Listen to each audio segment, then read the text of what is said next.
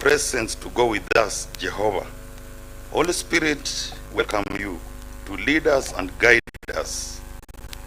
For this I pray, in the name of the Father, the Son, and the Holy Spirit, we believe and pray. Amen.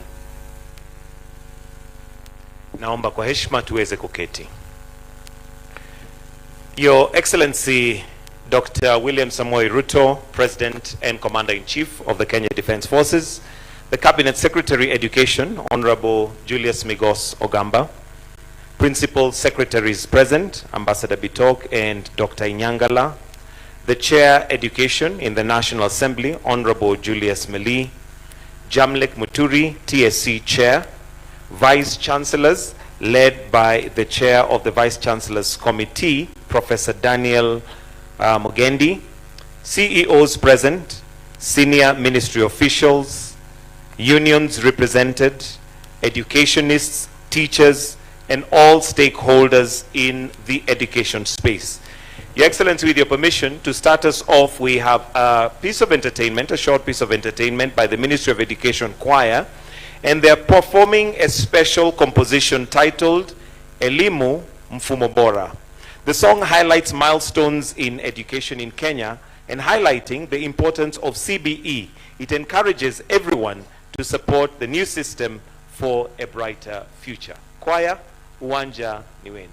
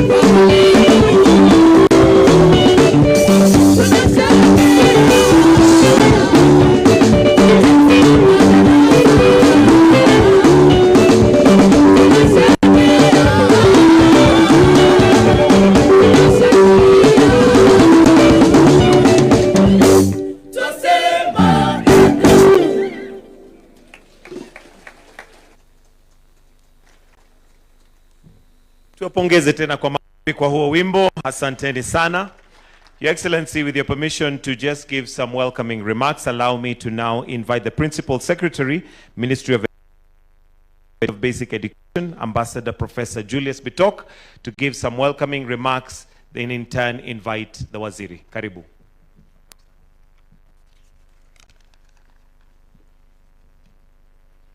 Your Excellency, Dr. William Samoei Ruto, President and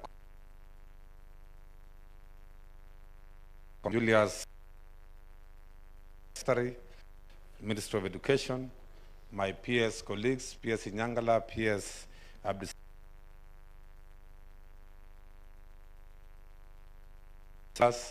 Teacher Service Commission, Vice Chancellors, CEOs, unions, captains of the education sector. Good morning.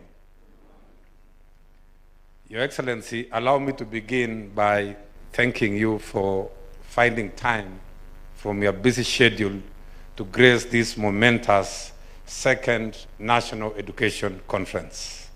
The objective of this conference is to review the progress made in our three state departments, that is competence-based education under basic education, competence-based education training under TVETs, and university education under higher education.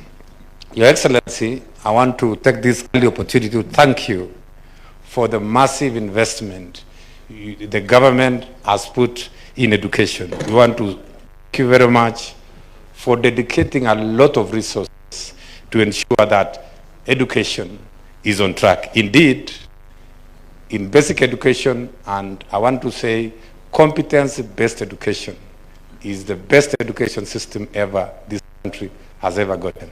And we are confident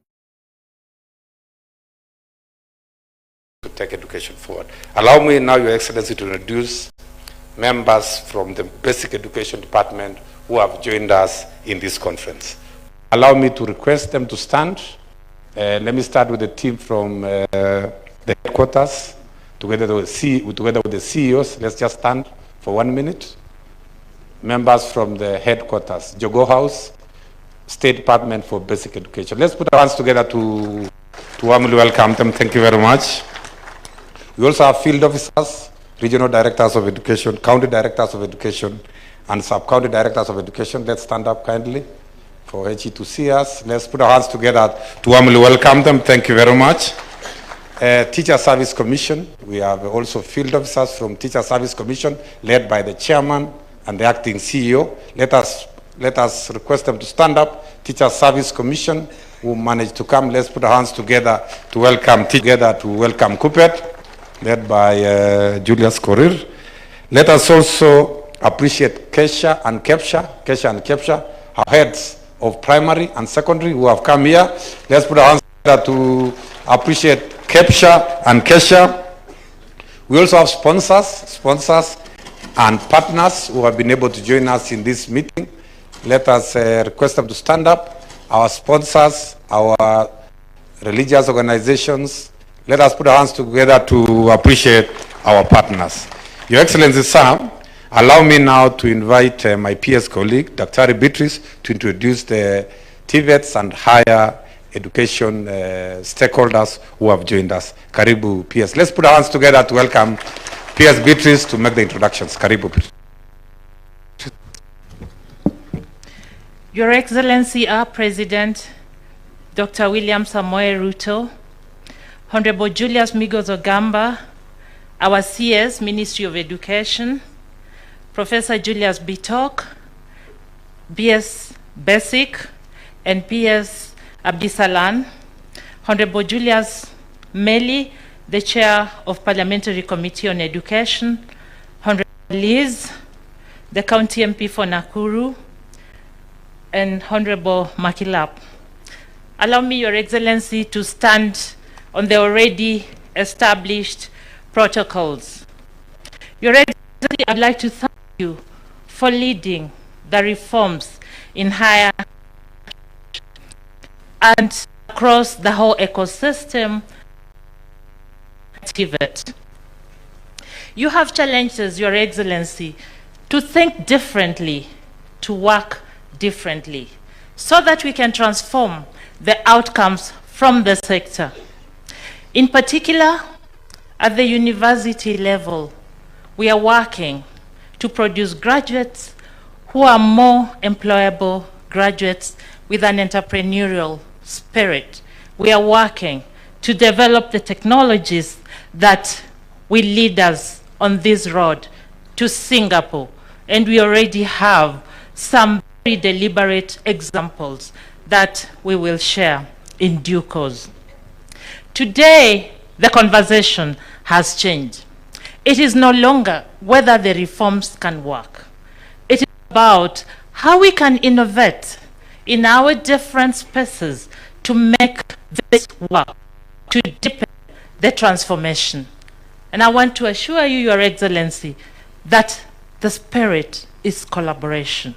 We are collaborating with private sector across the different sectors of public service, with NGOs and with development partners, and the results will speak for themselves.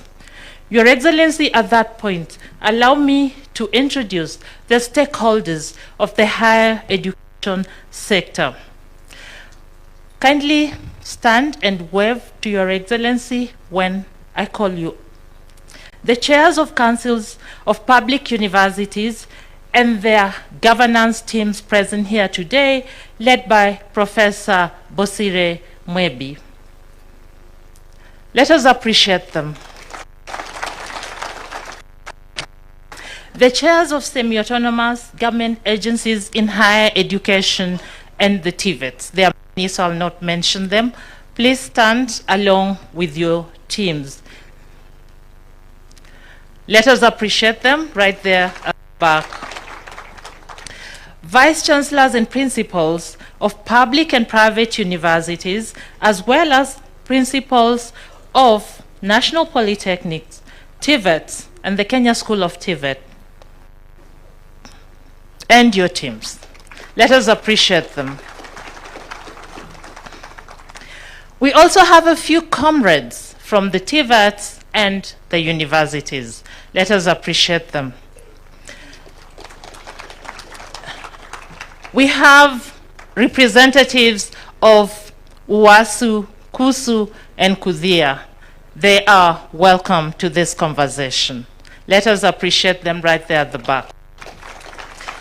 And last, but definitely not least, Your Excellency, we are accompanied by staff from the State Departments of Higher Education and TVETs. Kindly stand so we can appreciate you. Thank you, Your Excellency.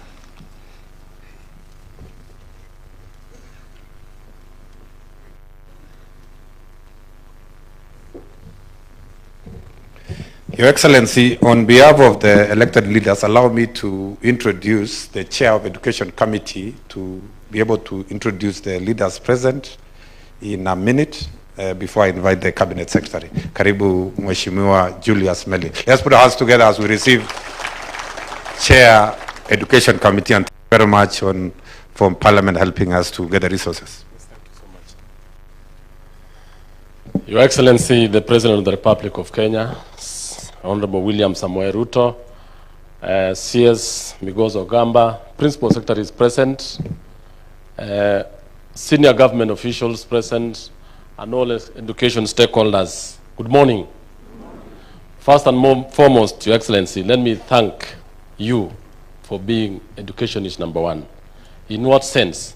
That this conference is the second time we are doing it this time, because it is the time when we listen to the stakeholders and bring the society and the needs as per what they have brought before us.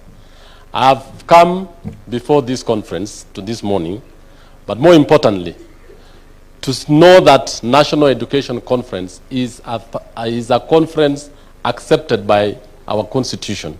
This is a stakeholders meeting where we share ideas, where we sit together, talk to one another, and make education what we need. Education is the pulse of the society. So I've come with my colleague members of parliament. We'll be sitting here. We'll listen to you. We'll want to know how much costings you put into basic education, more so competency education in primary, all the way to the university. We'll want to know the various pathways and the various issues that you have in terms of human resource, because it is in the House that we have the national pass. So, Excellency, we are here to listen. We are here to also listen to them, the proposals on the legal issues, especially the legal proposals or amendments you'd want to have in the House to make education effective and to have the leadership of the sector well. So we'll sit through this meeting and we'll do a lot of listening, and at the end of it, we'll be able also to respond to a number of issues. So I'm accompanied by Honorable Liz Chelule, who is the women rep, or County MP Nakuru. We give her a clap. We are also accompanied by Honorable McClap, who is a veteran, who was a veteran teacher, a member of Parliament, Baringo North. Give him a clap. Other members of Education Committee will be joining you, and other members of Parliament, I know from within this county, and we shall be glad to listen and to be able to make our presentations later. I thank you. Thank you so much. Thank you very much, Honorable Meli. Your Excellency, sir, allow me now to invite the Cabinet Secretary, Honorable Julius Migos Ogamba, to make his remarks. Let us put our hands together to invite Waziri. Karibu sana, Waziri. Thank you, Professor. Your Excellency, the President of the Republic of Kenya and Commander-in-Chief of the Defense Forces, Dr. William Samoei Ruto, honorable members of Parliament here present, PSS present, my colleagues, ladies and gentlemen, good morning. Your Excellency, allow me to begin by thanking you most sincerely for finding time from your busy schedule to grace this opening ceremony of the second National Education Conference. This conference is a follow-up of the first national conference that we held last year. It brings together key stakeholders in the education sector, including the ministry and state agencies, teacher unions and teacher associations, education administrators and regulators, institutional sponsors, development partners, universities, TVET institutions, professional associations, learners, and the faith-based organizations spanning the entire education continuum from pre-primary to tertiary institutions. This forum, Your Excellency, will review the progress that we made, especially in the rollout of the competency-based education, whose first cohort is now successfully settled in grade 10. It will also examine the many transformative reforms that we are implementing to ensure that our education system remains fit for purpose. This meeting will discuss authentically about what we are doing in the sector with a view to ensuring that we get the solutions that we require.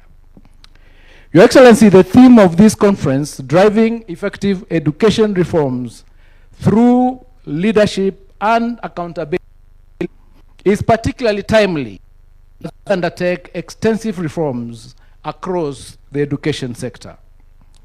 As stakeholders, we have agreed to work collaboratively, identifying changes that arise in our sector,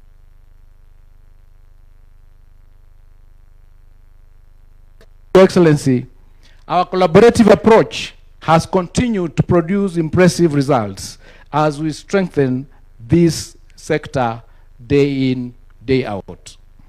In the basic education subsector, Your Excellency, your administration has employed over 100,000 teachers, with a further 16,000 expected to be recruited in the financial year 2026-2027.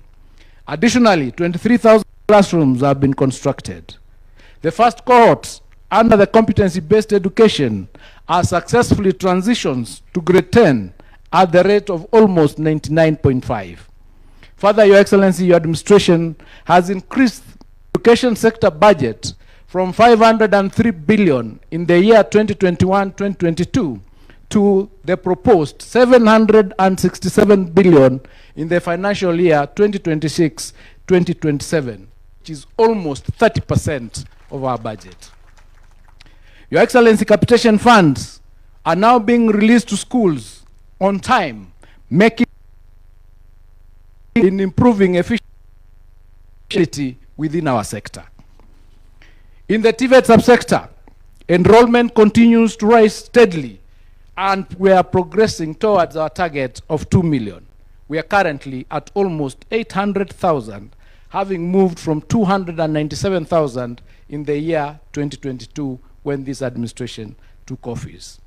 Additionally, we've employed 3,300 trainers with an additional 1,000 set to be recruited by July this year.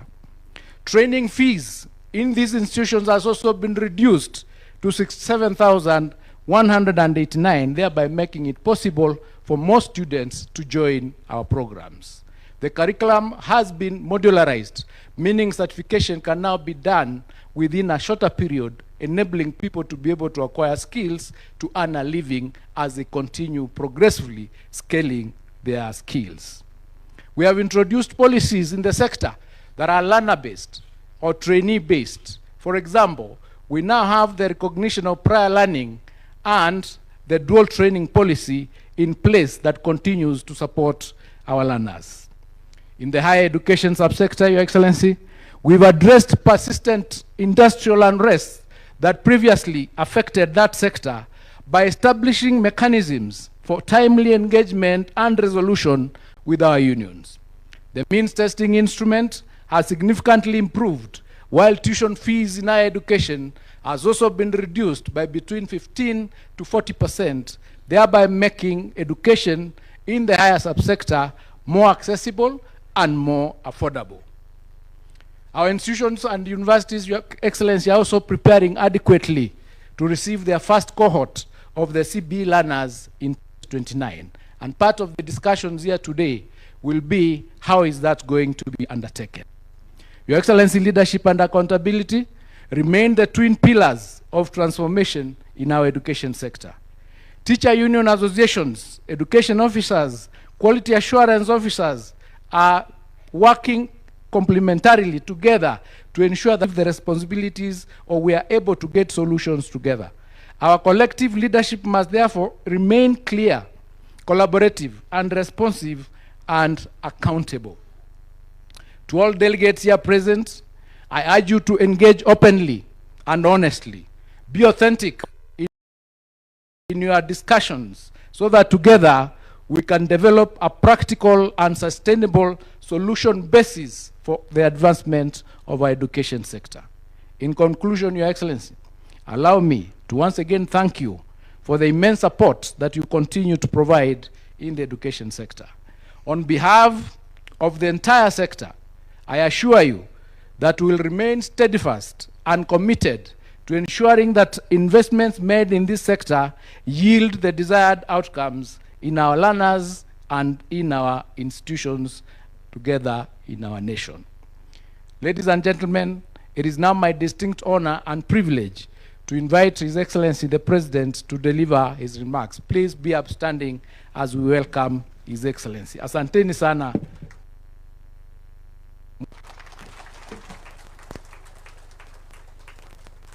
Thank you. Thank you very much, Waziri. Please, another round of applause for Waziri.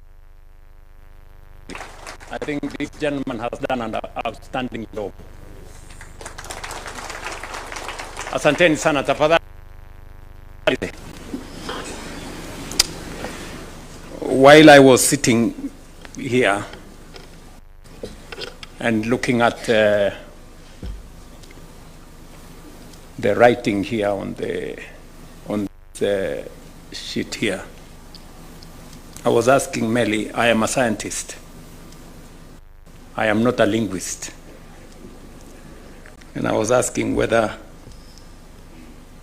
competency or competence.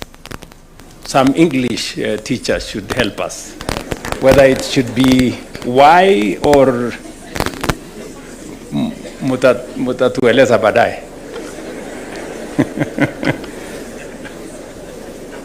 Distinguished guests, ladies and gentlemen, the conversation at this second National Education Conference is of such profound significance to the future of our country that it demands our full, collective, and undivided attention.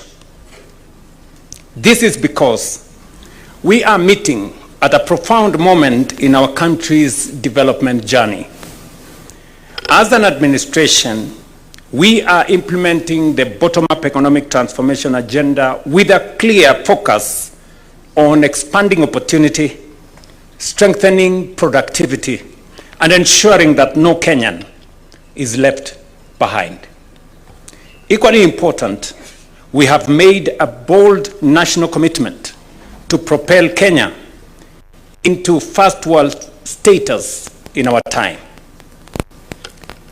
Global experience informs us that countries that have fulfilled their development ambitions, from Japan to Germany and South Korea to China, Singapore to Israel, did not treat education merely as a social good, but as a national mission and a strategic national assignment. To share 5 broad reasons why education is and must be central to our development agenda. First, education develops human capital by equipping citizens with literacy, numeracy, technical expertise, managerial competence, and problem-solving ability, raising national productivity and improving incomes.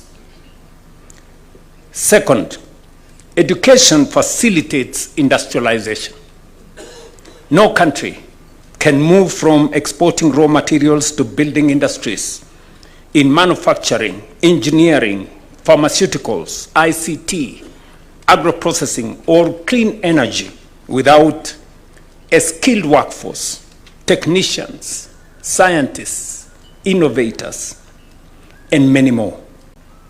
Third, education strengthens the capacity of the state.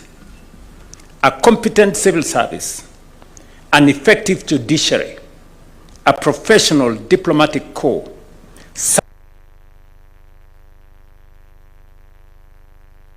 all educated and capable.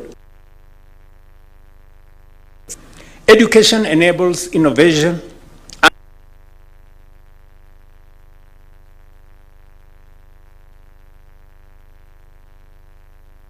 and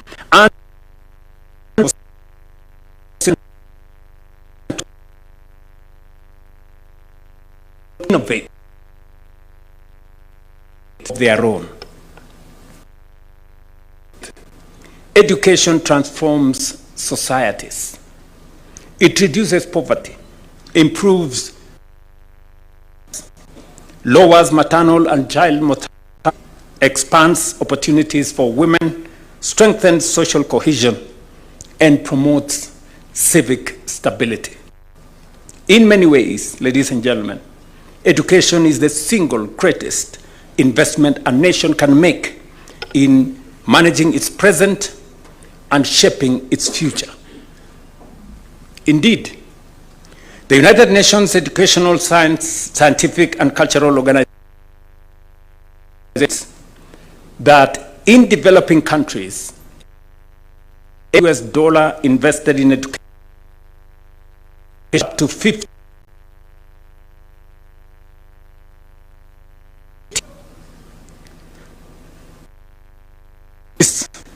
Without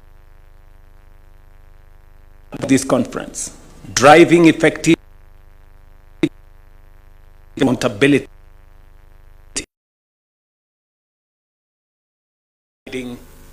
our work and the engagements we are going to have in this conference. It speaks to the responsibility we all share to ensure that education reforms are not only well designed, but also effectively implemented and sustained across all levels and all systems.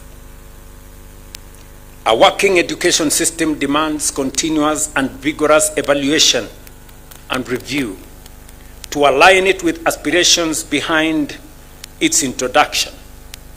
This forum is therefore ideal as it offers an opportunity for candid reflections on the state of our education. It is also an opportunity to assess our successes and reset our priorities. And congratulations, Waziri and your team, for putting this forum together. I know this is the second forum. The first forum, I wasn't able to attend. But on being briefed on the engagements in the first forum, I made the decision that I will be coming to this forum every year because of the significance and the importance of not just education, but the need for us to collaborate, harness ideas, correct where there are wrongs, and streamline the whole education program because, as I have said, it is the single most important investment any society, community, or nation can invest in. And that is the reason why close to 30% of our national budget is spent on education, not as a cost, but as an investment. It is the reason why we have progressively enhanced the budget in this sector from approximately 500 billion in 2022 to 702 billion in this financial year and 767 billion in the coming financial year. We don't treat the investment and the resources we are putting in education as a cost to us. It is an investment we are making in our present and in our future. And that is why the theme of this conference, leadership, accountability, which comes with integrity, and also collaboration, is a very apt theme that brings us together to realize that reform requires bold leadership because entrenched cultures don't give way easily. So we have to be courageous and bold to be able to implement the reforms that will align our education with the needs of the present and with the aspirations of the future. Accountability becomes a very central part of delivering on education because the resources we are allocating, the public taxes that we allocate to education, 700 billion shillings is a lot of money. And integrity must be front and center in us delivering on education and making sure that we can account to the Kenyan public on the resources we are spending in education. I have been in this space for a while, both as a member of parliament and subsequently as a minister for higher education. And I know full well how important and how impactful delivery on education can be to not just our learners, but to our society in general. It is the reason why I instructed the Ministry of Education to do a proper audit and to take the next step and digitize education data. You know, you will be well to know that when we carried out audit and when we decided to verify the numbers of students in primary school, the numbers of students in secondary schools, the numbers of schools themselves, you know, we got to know that there were 87,000 or thereabout ghost students in our secondary schools. Students we were paying capitation for, yet they didn't exist. We had 800,000 pupils in primary school, government paying close to $1.2 billion every year for learners that did not exist. We had schools registered close to 200 schools that did not exist. We are asking some very difficult questions to some of our head teachers and to some of our leaders in education at the county level. Because accountability, integrity is central to us making sure that all our resources are used properly. You will also want to know that because of this, we are now moving to the next step.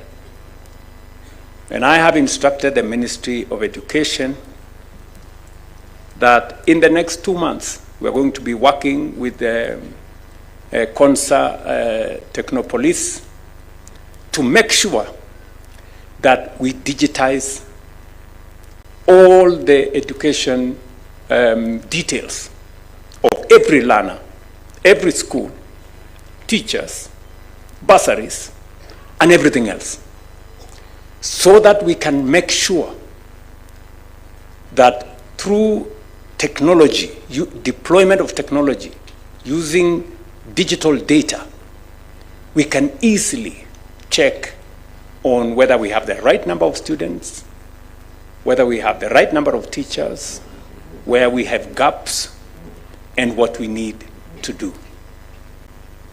And progressively, we have seen what technology has done. I will give you an example. We had very big difficulties with agriculture. We decided that we are going to digitize all our farmers. We are going to collect data on all our farmers. We had tried it before for a very long time, almost 10, 15 years. We only registered 300,000 farmers. But we did a national exercise, rolled out a whole of government approach. Today, we have 7.2 million registered farmers.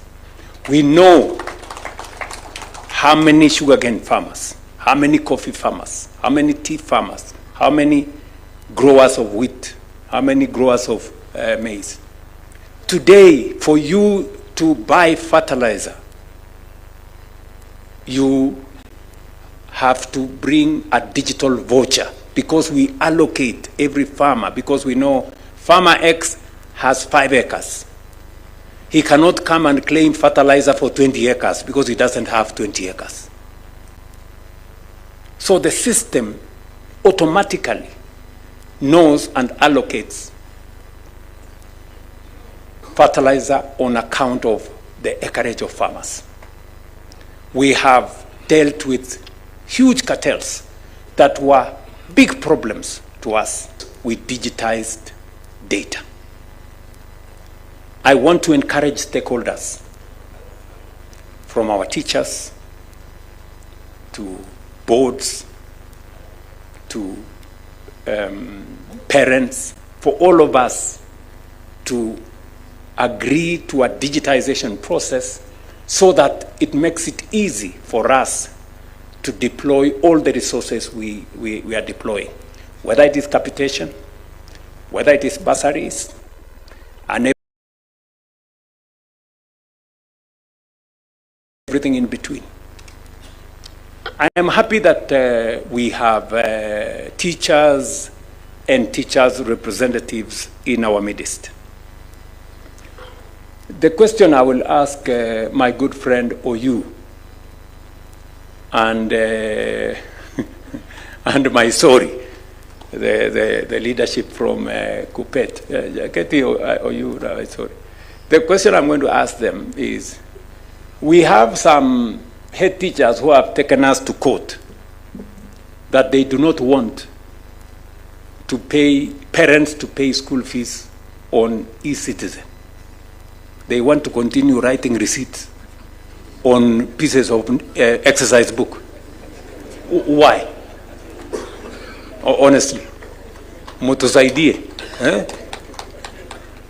Why do you want to continue writing receipts on pieces of paper where nobody, traces your exercise book iliandikwa ilipotea, shule ilichomeka ikachoma na receipt sijui nini? Today, parents should be able to pay from the comfort of their homes on e-citizen school fees for their children, where we can verify the data, where we can know that this money was paid. We have made a decision. I have made a strategic decision that we do not want to deal in cash in this administration, because cash is very sticky, and that is why today you can pay literally for any government service, on a digital platform, through M-Pesa, through the bank, so that you have traceability and we can have visibility as government that so much money has been paid. So mutatusaidia Bwana Oju na Maisori na wadosi, mtuambie hawa watu tuwachane na giza, please. Wacha tukuje mahali kwa mwangaza hapo, kila mtu aonekane nini inafanyika, vandekane inasonga namna hiyo. I don't think asking for transparency is too much, right? But I'm talking about very few teachers. The rest of the teaching fraternity, many schools across Kenya today, they are accountable. They accept money to be paid on a digital platform. In fact, I have head teachers who have rejected cash. They say they've told parents, go pay using a digital platform because we want accountability. This is how we want to move into the future. And that is why I have singled out your theme here of accountability. If we are accountable, we can do more with the resources we have. And we can improve learning outcomes better with the resources that we have. This year, the first cohort of grade 9 learners under the competence-based education joined senior school with over 99% transition. We must safeguard the unique ability of education to be an equalizer for all by eliminating man-made bottlenecks that frustrate access to quality learning and stand between our children and a brighter future. Equally important is making available the necessary learning resources to our schools on time. Beginning this year, we have ensured that capitation funds are disbursed to public schools before the opening date. We are also accelerating the expansion of classrooms, laboratories, and other learning facilities to cope with the growing number of learners and the demand by the CBE curriculum. These reforms are reshaping our classrooms into spaces that nurture creativity, build practical skills, and prepare learners for real-life challenges. They are laying the foundation for a generation that is not only knowledgeable, but also innovative, adaptable, and capable of providing needed solutions. Indeed, even in the face of early skepticism, the results we are now witnessing speak for themselves. Learners who have transitioned to senior school are already demonstrating strong learning outcomes that affirm the soundness of our decision to reform the curriculum. The core competencies and values being inculcated, including critical thinking, communication, collaboration, and citizenship, are evident in how these learners engage with their teachers and interact with their peers. Their confidence, creativity, and a sense of responsibility are clear indicators that we are on the right path. This progress has been driven by deliberate and sustained government action. Since taking office, you've had the statistics as given by Minister Ogamba that we had 4 fundamental challenges in this education space. We had a serious challenge with competence-based curriculum. You all know. Many parents are complaining they are being forced to do homework at night. They are making cars at night, cutting boxes, and doing all manner of things. We had serious challenges with teacher numbers. We had a huge gap of close to 100,000. We could only hire 5,000 teachers every year. We had serious challenges of learning spaces. I will give you an example. In Nairobi alone, we've had to provide additional resources to create more learning spaces in the city of Nairobi. We're building an extra 1,000 classrooms in the city of Nairobi alone, just to make sure that the students, especially in informal settlements, have access to education. We had very serious challenges of the funding model that was more focused on the institution than the learner. We have since corrected all of them. And of course, we have 2 to go. Digitize the whole system so that we improve on transparency and we make it much more easy for decision making. And number 2, I have one last thing that I must do, and that is to sort out a higher education loans board so that we can have clarity. And I have instructed this man, that, and I have put him together with my team. I've given them some assignments that we must finally end up with a predictable, you can sit down, Monari, with a predictable resources. Because as we move some of our commercially viable programs out of the budget into the National Infrastructure Fund, we want to create space using, resources from the budget, from development partners, to fund more social projects, education, health, social protection. That is where we will concentrate our resources from the budget, because the rest of the commercially viable projects, we can move them to the National Infrastructure Fund and also to the private sector, building on the ecosystem we have, on public-private partnerships and all the other things we are doing in that space. So we've hired teachers, and I'm sure the teacher representatives here can confirm. It is not a story. True, wanaoyu na ndugu zetu? Yes. Yeah. The teachers we have hired in the last 3 years, it would take us 20 years if we hired them at the rate at which we were hiring before.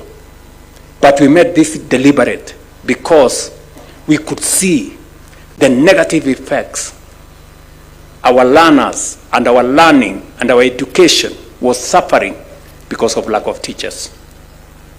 We built more classrooms, as was said by Waziri, 23,000 and counting.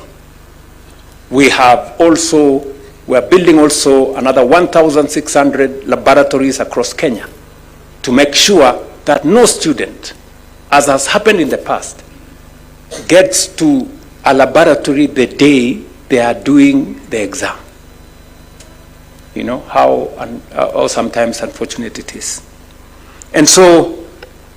And we have reorganized the funding model so that it is student-centered. Through these investments, we are not merely expanding access to education. We are laying the foundation for a more equitable, competitive, and future-ready nation. At the same time, we have continued to invest in teacher development, expand digital learning infrastructure, and align education pathways with national development priorities. I'm very happy that STEM is now a real, program. And I was very happy that, the STEM students are up to 60, you told me? You are at? We are now at 52%, heading towards 60. And then we will keep improving so that we prepare ourselves for the future. We must be armed with the human capital that will take our country to the next level. At the level of higher education, we have undertaken bold reforms to ensure that access is fair, transparent, and sustainable. The new university funding model has shifted the focus from institutions to students, ensuring that financial support is provided based on need through a structured combination of scholarships, loans, and household contribution. This approach is enabling more young Kenyans to access higher education while safeguarding the long-term sustainability of the sector. Equally important is the transformation of technical and vocational training. We have positioned TVET as a critical central pillar of our economic agenda by expanding institutions, strengthening competence-based training, and deepening collaboration with industry. Through these efforts, we are ensuring that young people acquire relevant skills that lead to employment, entrepreneurship, and productivity, thereby directly contributing to national growth.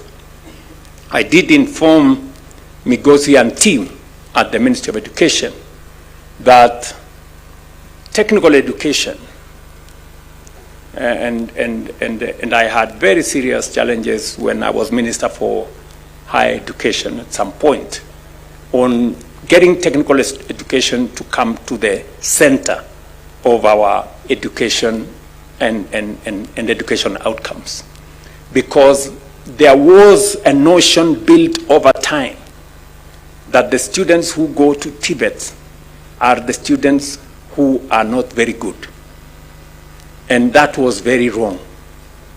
And that is why we have changed the perception. I am very happy that today learners choose where to go on the basis of where they see themselves into the future. And as a result, we have increased the numbers. You know, in 2002, we had close to 300,000 students in our Tibet. Today, we are at 800. Our target is to get to 2 million. I know there is a small problem somewhere which I'm sorting on matters to do with the resources available to teach those students. I have since discussed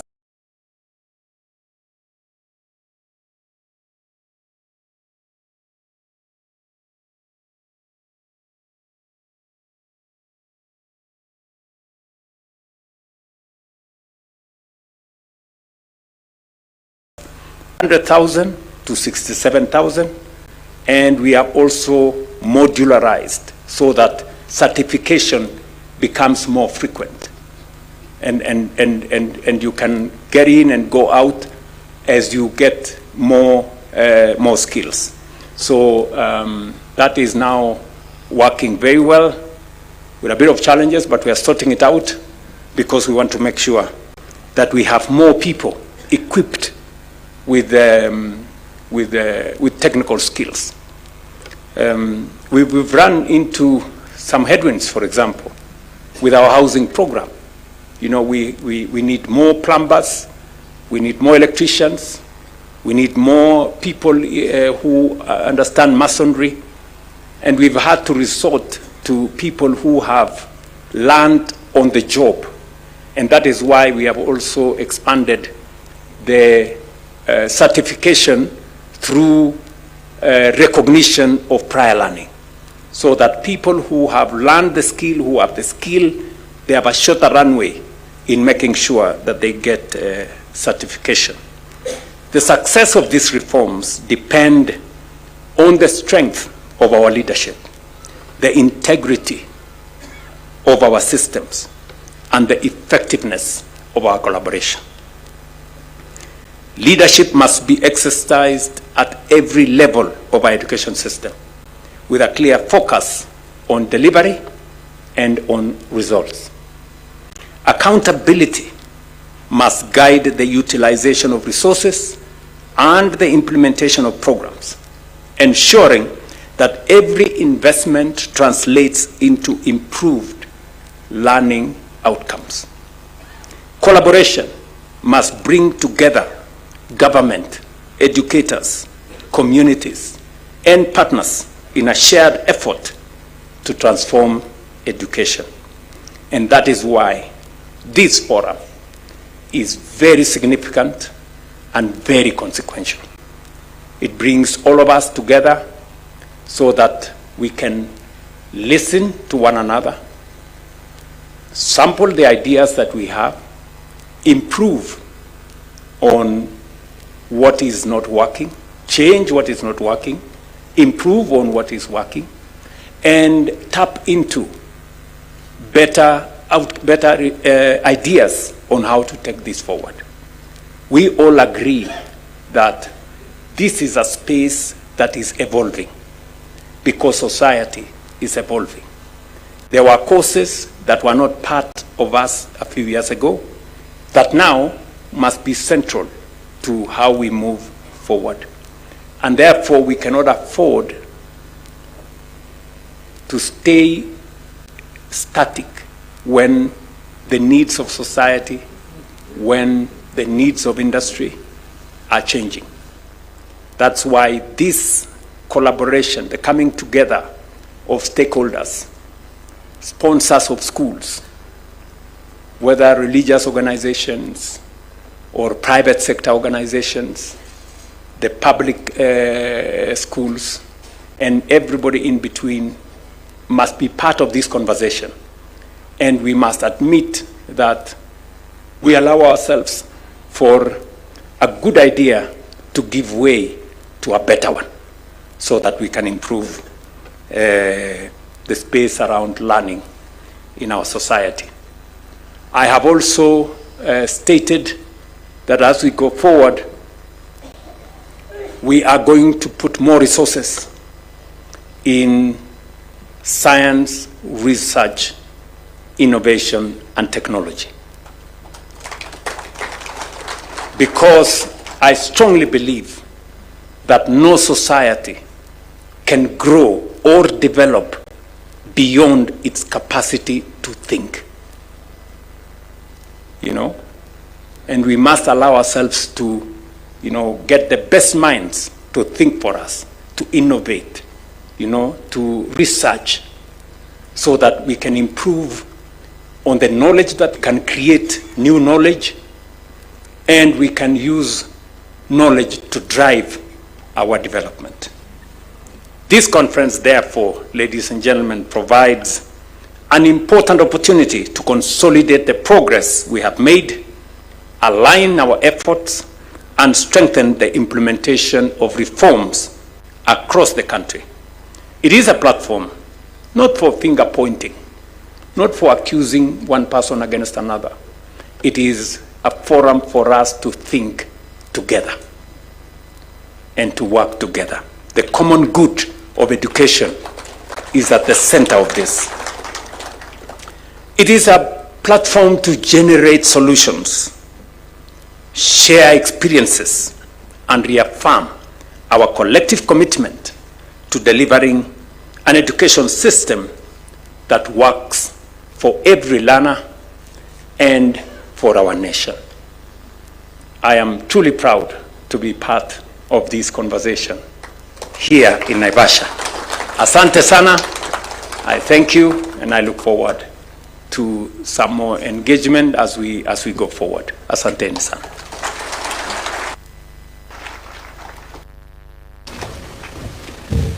Another warm round of applause for His Excellency, please.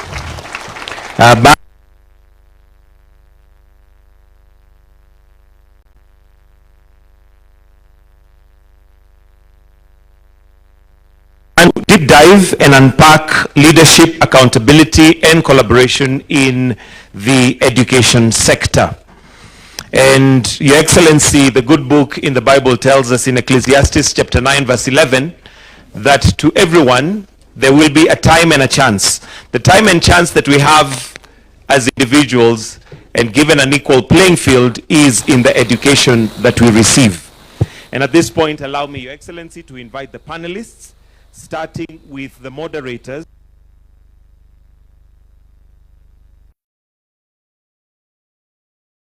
Come and take their positions in the most outer seats that we have.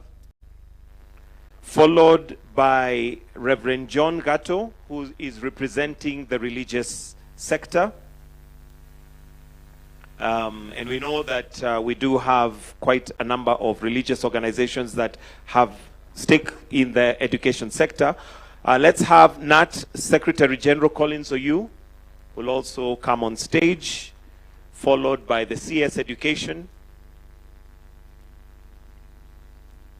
I'll repeat that. We have the two moderators, Emily Chebet and David Muchungu. Let's have NAT Secretary General Collins Oyu, together with Reverend John Gatto, also the chair of VCs, Professor Mugendi, to please join in that panel, the CS, and finally we'll have His Excellency the President joining us. Do we have all? Chair of VCs, Professor Mugendi. Then finally His Excellency the President.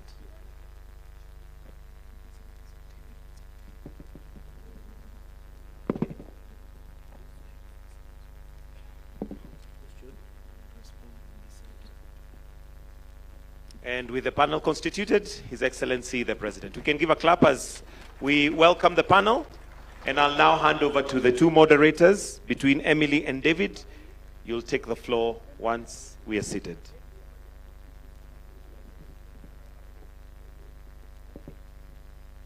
We can take our seats. Over to you.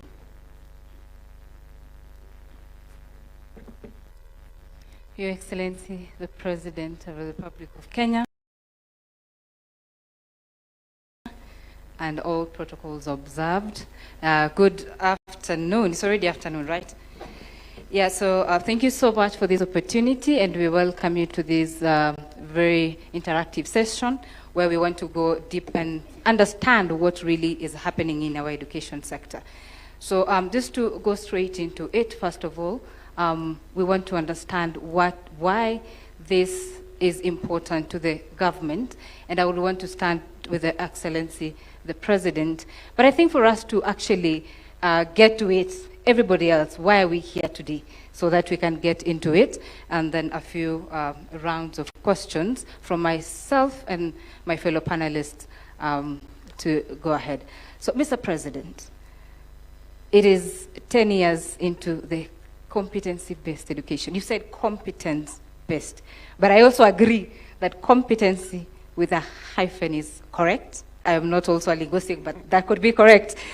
It is 10 years into it. What is the government really can say is proud of 10 years into it? Is that question to me? Yes. Great. Now, let me say this. Having been Minister for Higher Education at some point in my career, it was not lost on me how central education was to the development of a nation, and how education could influence all the other sectors of society. Why are we here? We are here because education is the single most important investment any society or nation can roll out. It's the single most important investment. The development of our human capital is the single most important to a nation. From the position I sit in as president, if there is one very important thing, is to have an educated, informed society. Number two, we are investing close to 700 billion, 28% of our budget. If education was not important, we wouldn't be investing that amount of money. And number three, we have close to how many million learners, Waziri? 11 million learners, our children, in this space. And therefore, the coming together of these stakeholders, sponsors of schools, managers of schools, education leaders, government, bring together our ideas, as I said, to refine what is working, to change what is not working, to improve, and to uptake new ideas is a very central part of the development of education. We've had instances where people take to podia in political rallies, in church meetings, in funerals, in weddings, to say all manner of things about education. This forum here gives us an opportunity not to talk at each other, but to talk together, to talk to each other and find solutions on how we go forward together. So that is why I think this forum is very important and significant. And let me just jump in before you put down your microphone, Your Excellency, is that the reason I'm asking why we are here is because there's a feeling that sometimes government is speaking to itself. Because the reality sometimes in the ground, let's talk about transition of grade 10 learners. You just talk about 99 point something %. But when you look at it, until yesterday, we can still see some learners who are still stuck at home. So do we have mechanisms where the government is actually getting the real data say from the village elder to the sub-county director, and everybody else, so that we cannot be sitting and maybe just talking to ourselves in this room? Precisely the point. That's why we have this meeting. We want to know from the stakeholders here. If, for example, we say we have hired 100,000 teachers, can OU here and the good people from COPET, can they confirm that that is the case? When we say that we have built learning spaces, is that the case? When we say that we have changed the university funding model, is that the case? Do we need Professor Mugendi and team? Can they confirm to us that that is the case, or are we talking to ourselves? That's the reason why we're here. And I think that is a very progressive way of engaging rather than finger pointing and making statements sometimes that are not verifiable. All right. Thank you so much. Let's go ahead. All right. Thank you very much. I would like to direct my question to the Cabinet Secretary, CS Ogamba. When the CBE, or CBC as it was previously referred to as, when it was being introduced, it was benchmarked with curricula in countries like Canada, Singapore, Finland, and the like. Are we on track in the way we're implementing CBE to match those countries so that we may get to their development levels?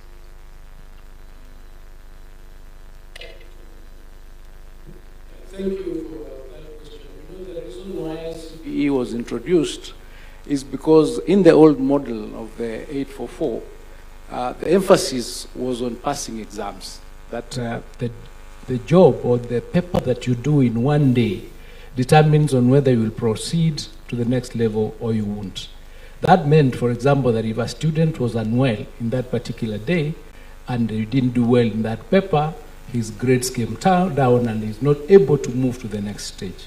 The competency-based education is a skill-based system where everything that the student does accounts for something from day one.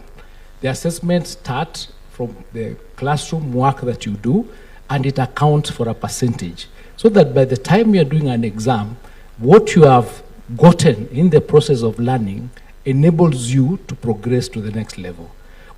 Additionally, it identifies the talents, the skills, the interest of the students so that we do not always insist on having students take programs or take courses that they are not interested in. That's why we introduce the 3 pathways so that we have STEM, we have social sciences, and we have creative arts.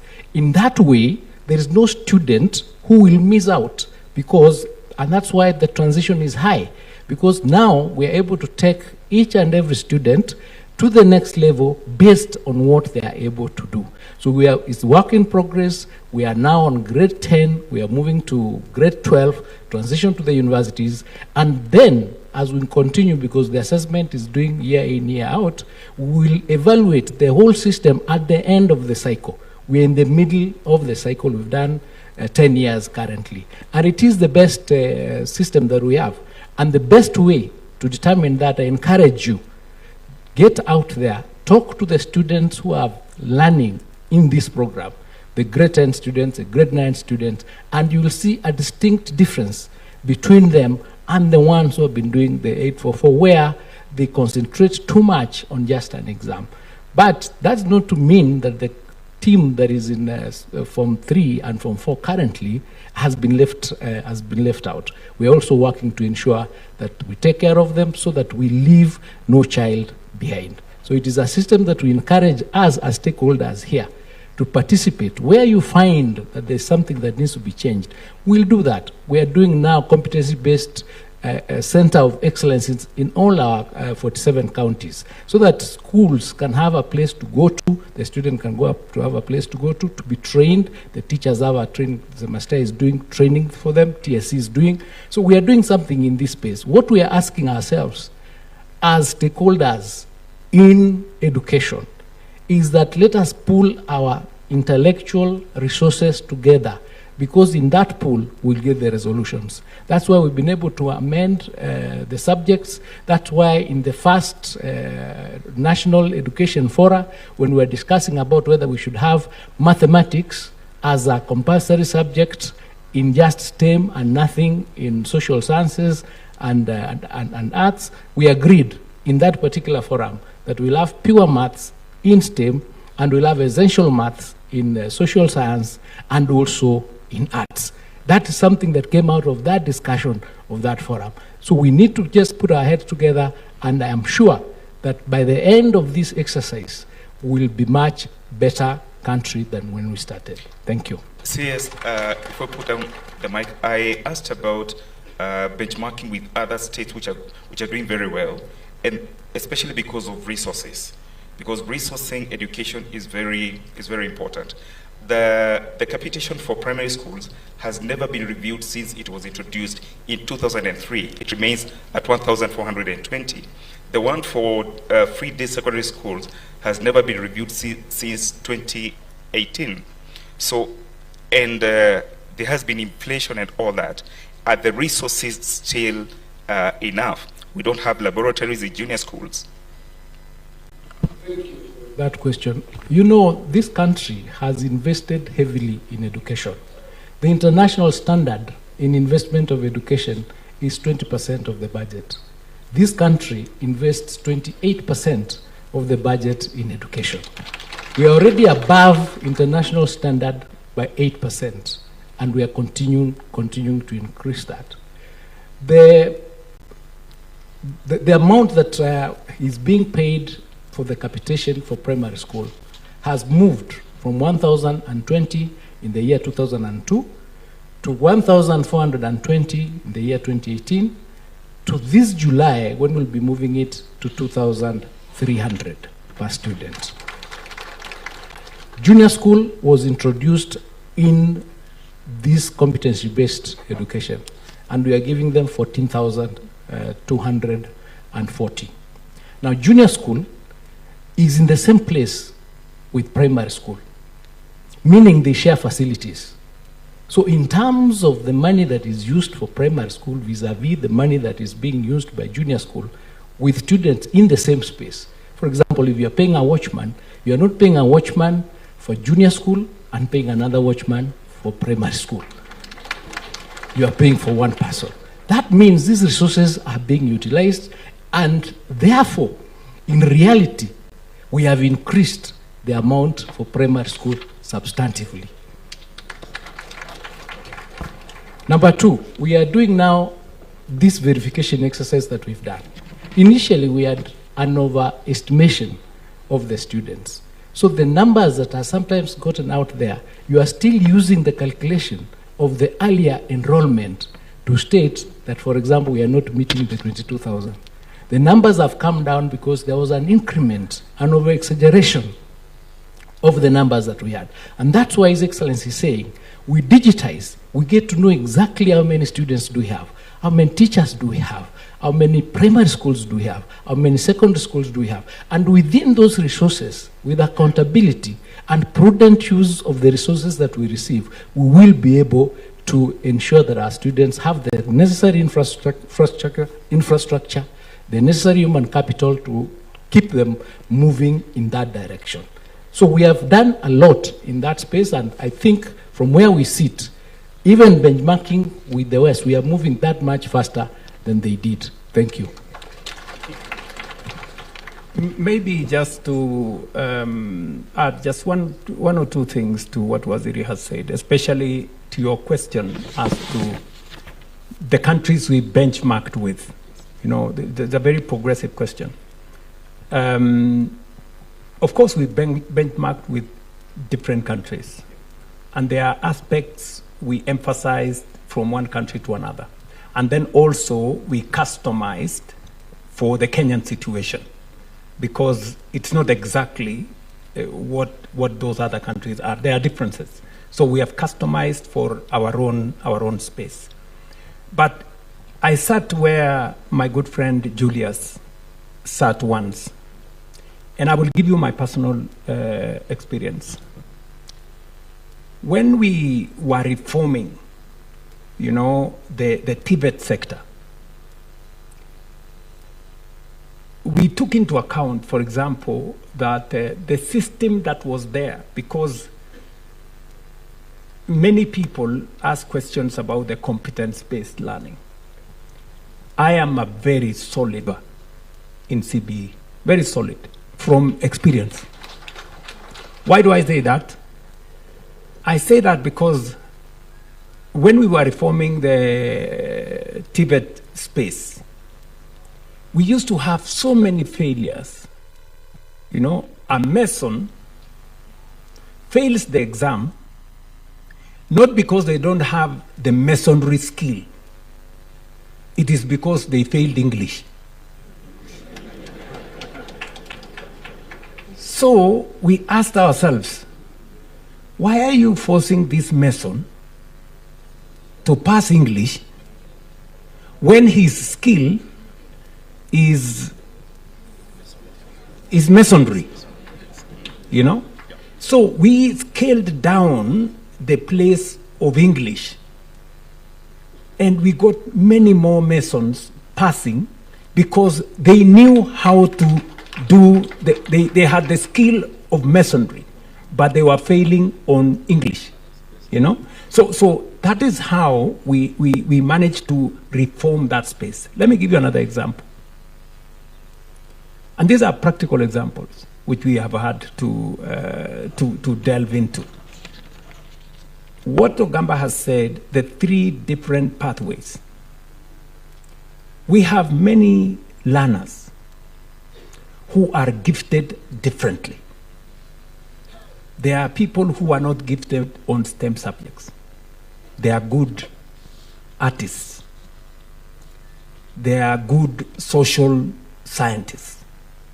But when you force them into a channel that emphasizes the things they are not good at, that is why, for a very long time, our education system produced too many failures. Because we were failing our learners on areas that they were not good at, so that even the areas they were good at were undermined by the areas they were not good at. That's why having 3 pathways gives all our children equal opportunity to pass on the areas they are good at. And by the way, we need all of them. We need skills in STEM. We need skills in social science. We need skills in art. They complement society. They make us the society that we are. And that is why competence-based learning is the correct thing to go, the correct education system for us. Let me conclude by saying that, and it's good for us to speak a bit of experience, because we've been in this space for a while, really helps. And I'm sure the teachers who are here will know that. There was a very big focus on passing a single exam. A single exam determined whether you were a failure or you passed.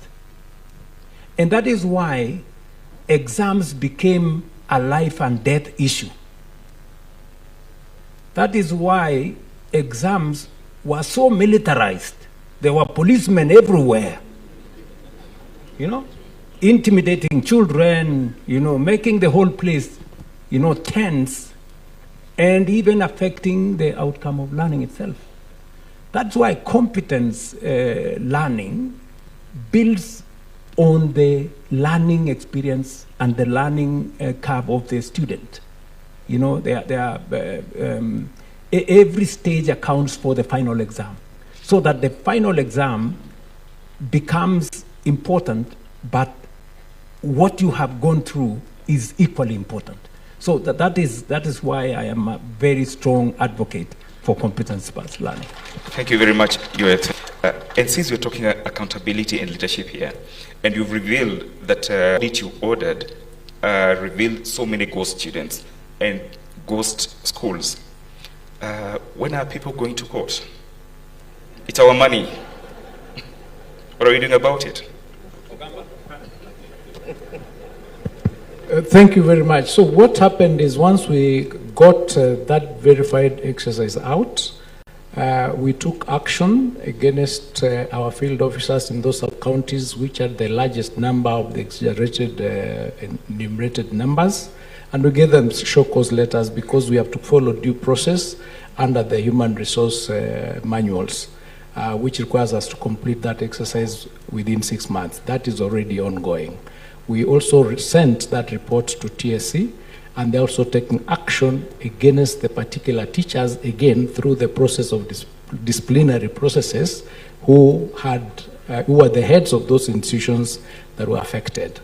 Over and above that, we invited the DCI, and officers are now in our offices, undertaking and scrutinizing those processes to find out who it is or who is involved in any sort of malpractice or fraud in our institutions. The reason is really simple. We are giving you capitation. Capitation doesn't come to your phone, it goes to the bank. So there's somebody who goes to the bank, signs for that money. If it's a ghost school, they now go to the bank, find out who signed for that particular bank account, and they are doing the investigation. The process is going on, but we've stopped the leakage as the first step, what we have done. So we are no longer releasing capitation to institutions or ghost students that exist. But the process is ongoing, and you see, you cannot correct a wrong with another wrong. This is a country of laws. Once you accuse somebody, you collect the evidence, you process. What we did ourselves is to verify and hand over the report to the investigative agencies who have the capacity to undertake that exercise. And we do not want to condemn anybody unheard. The relevant culprits will be called, they will write down statements, and then they'll be taken to court. But believe you me, they are going to go to court, and we are going to recover those resources using the asset recovery system, because they are there, they are known. Maybe where my colleague left, Bwana Waziri, you talked about the laws and the processes. You have been talking about the school fees and no extra charges. But we have seen school fees. It remains pronouncements, and parents are still paying.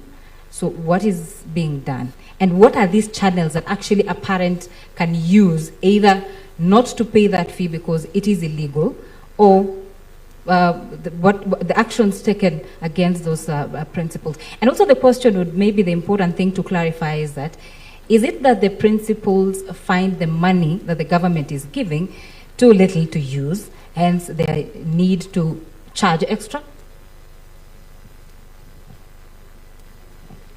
Let me start by responding to your last question, where the argument has been that the money is not enough. For example, in boarding schools, we charge the circular, the government-approved fee is 53,000. Now, 53,000 is for boarding facilities, food, and other things. Government is paying for infrastructure. Government is paying for the teachers. Government is paying for the books. Government is paying for all these other things. Now, what has happened is that there are people, scrupulous out there, who have introduced budgetary items into the budget of schools that are non-essential, thereby raising the cost of running those institutions. For example, the latest case that we are handling, where school fees was raised from the 53,000 that is allowed to 120,000. But when we looked through, our quality assurance officers did the report, they found several budget lines in the budget that are non-essential, that are not core to what a school should be doing. For instance, 26 million for going to Dubai. 26 million for going to Dubai. 13 million for speeches during prize giving. So 1.3 million for spiritual nourishment. Then you say government is not, the money is not enough. And you know, all I like us to do, because the argument has been that we are not able to implement the policies. That is because our quality assurance officers are not enough, we don't have enough, and by the time they reach, they find maybe something has been done and moved on. But now we are going to the BOMs, the Board of Management, and some of them are here, and we are saying you must interrogate the budget that you are passing. What does it include? is that something that is essential to learning, so that you do not increase abnormally the cost of running institutions. So that argument of them is not enough is far-fetched, because there are many other factors, and of course there are a lot of wastage and things like that. But we are saying now we are acting.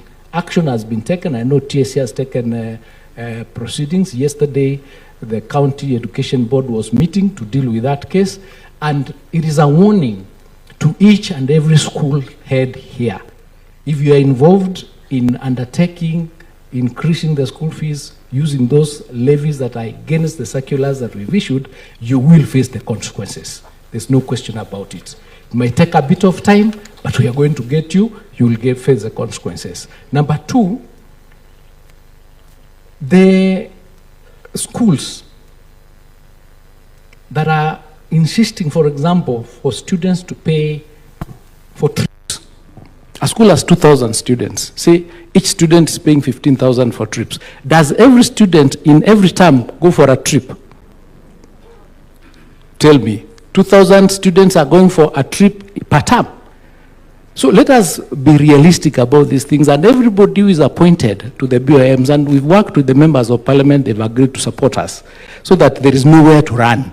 Once we get you, you can't go to your member of parliament, you can't go to your heads of tribes or whatever to say, you know, we are being targeted. It's not going to happen. So we are going to deal with you because the regulations are there, and we want the media, before you say this money is not enough, please visit and ask them, let us see the list of what is being supported, so that you help us, because we are all stakeholders.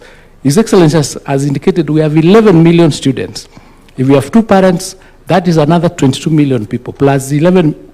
Each and every household is affected, including those people who are saying we do not have enough money to support the students. So help, and that's why we are working here together, so that we can put our heads together, analyze the situation, and be realistic about what needs to happen.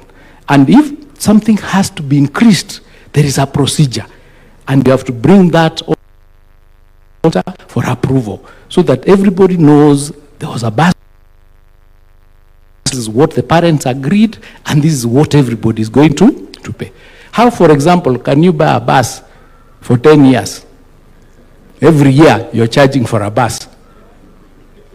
You understand what I'm trying to say? So let's sort these things out, and we thank you for that question. Thank you very much. My next question goes to Professor Mugendi. Professor Mugendi, just hold the mic.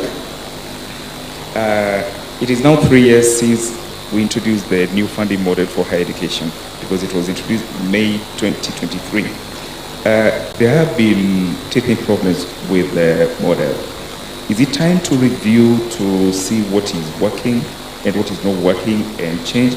And can you tell us what challenges, as a manager of a university, what challenges do you face?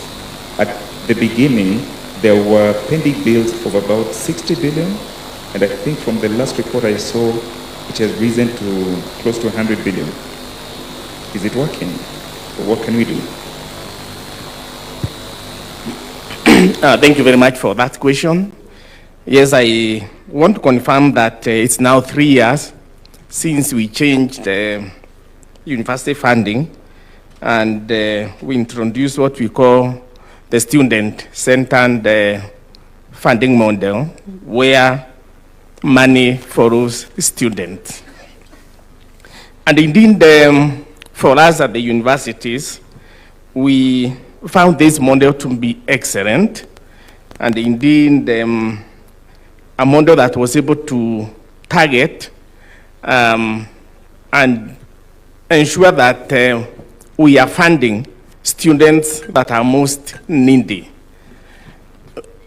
Before that, the way the government was funding universities was an open blanket, whereby everybody was being funded at the same level, even students who did not need really to be funded. But this model is able to identify the most needy students through the MTI, or the mean testing instrument, so that then funding is targeted such that the most needy are the ones that are supported the most. And I want to say, when we introduced this model in July of 2023, 2023-2024 was an excellent year because all the students were funded fully. The household component that the student was supposed to pay, that went to the household. There was a bit of an issue there, but by and large, what each household was supposed to pay, they paid.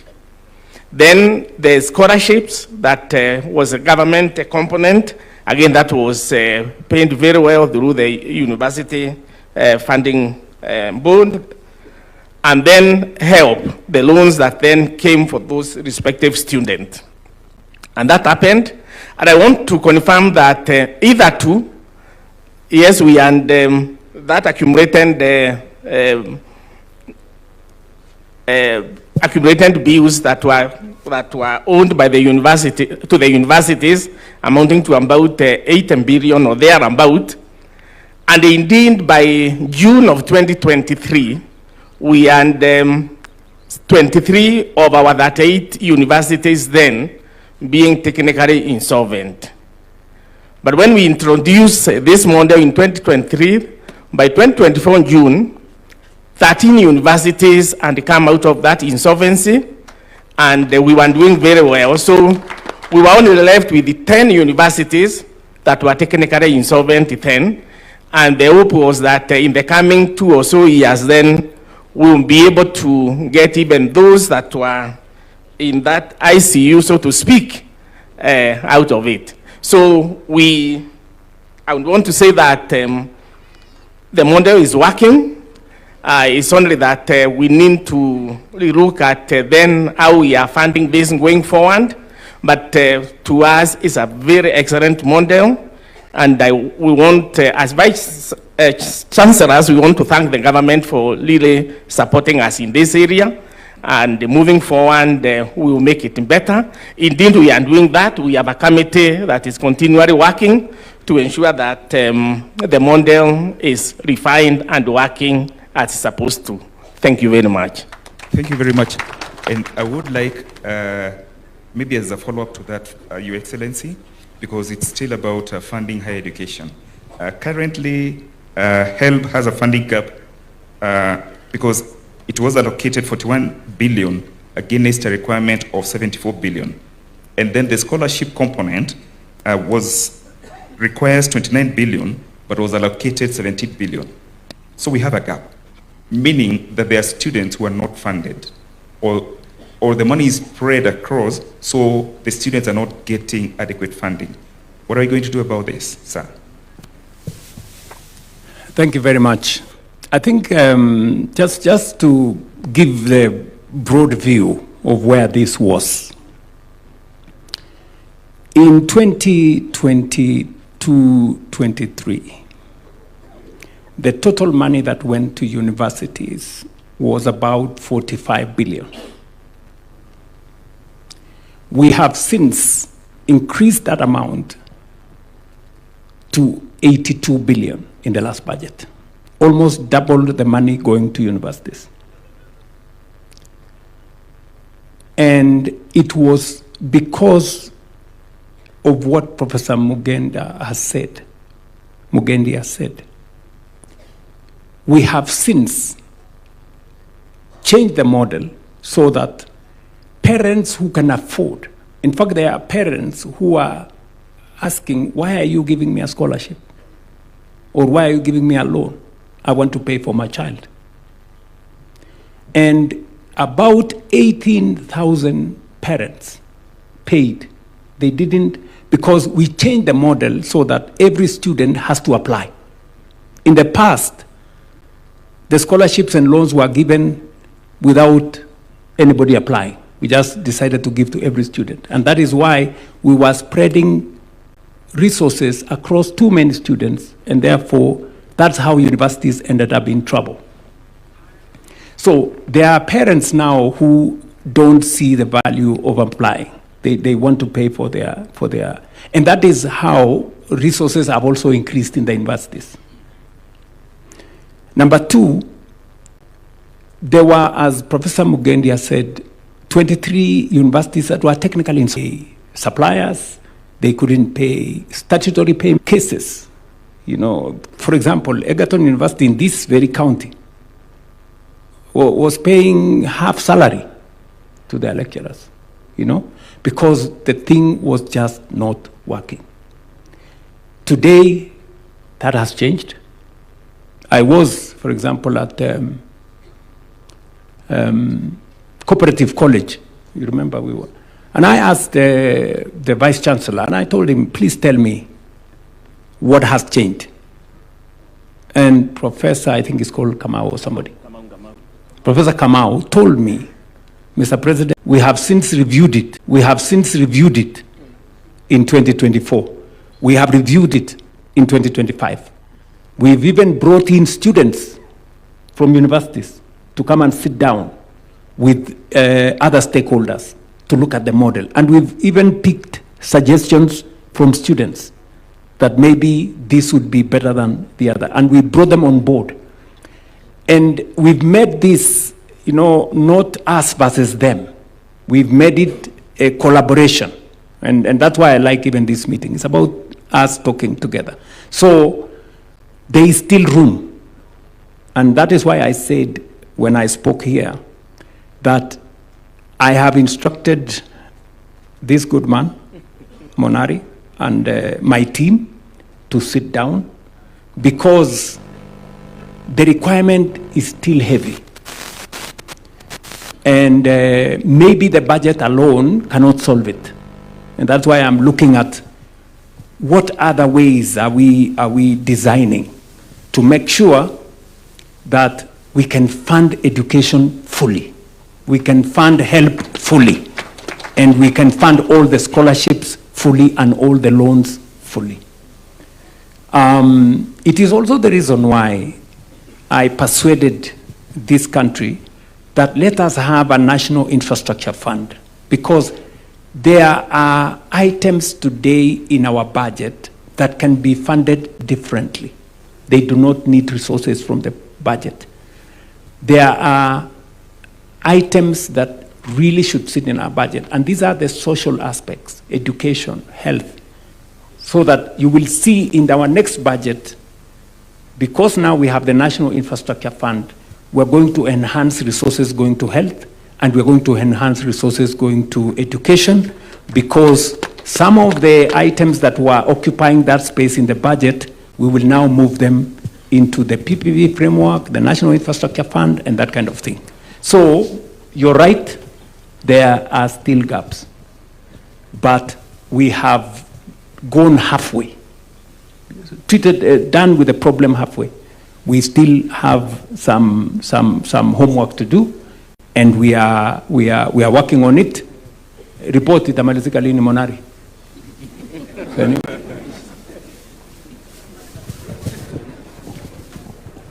Your Excellency, we have already concluded the report and we are working with your team, and I believe that by next week we will present it to you for implementation in the next financial year.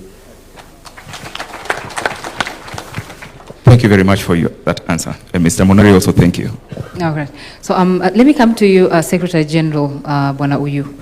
I know the CS talked about stopping the industrial action, which is a good thing for the country to move ahead. Let's talk about teachers and the number of teachers that we currently have, because I know there are still gaps when it comes to also the number of teachers we have. And as you talk about the gaps within the teaching fraternity, talk about the JSS intern teachers, which I saw the other day. There was a court order, and then Supreme Court ruled about intern teachers. You have 44,000 who are out there. What is their plan from where you are? And talk about the gaps in terms of the number of teachers that we have currently in the country. Thank you very much. Allow me first of all to appreciate this conference and really equally appreciate His Excellency the President, the Minister. Indeed, a game changer. That is why I decided to come over with my team to attend this conference. One thing, when you ask me about industrial action, that is not why I'm employed. I'm a teacher by profession. and I lead a team that is qualified as teachers, then they're elected as union officials. I think I'll surprise this gathering when you see the number that is here. Secretaries of branches, 110 across the Republic. My National Executive Council and National Steering. Before I answer that question, can you be upstanding so that the team, they're all there. So thank you, thank you. Now the issue of employment of teachers and maybe staffing in this country. His Excellency did explain, and I want to repeat. The Education Charter, Kenya Kwanza, emphasized in this sector employment of more teachers. And we are proud to announce here, and I would really stop any other person who says that the government is speaking to itself. I want to speak on behalf of the government, because these are our teachers.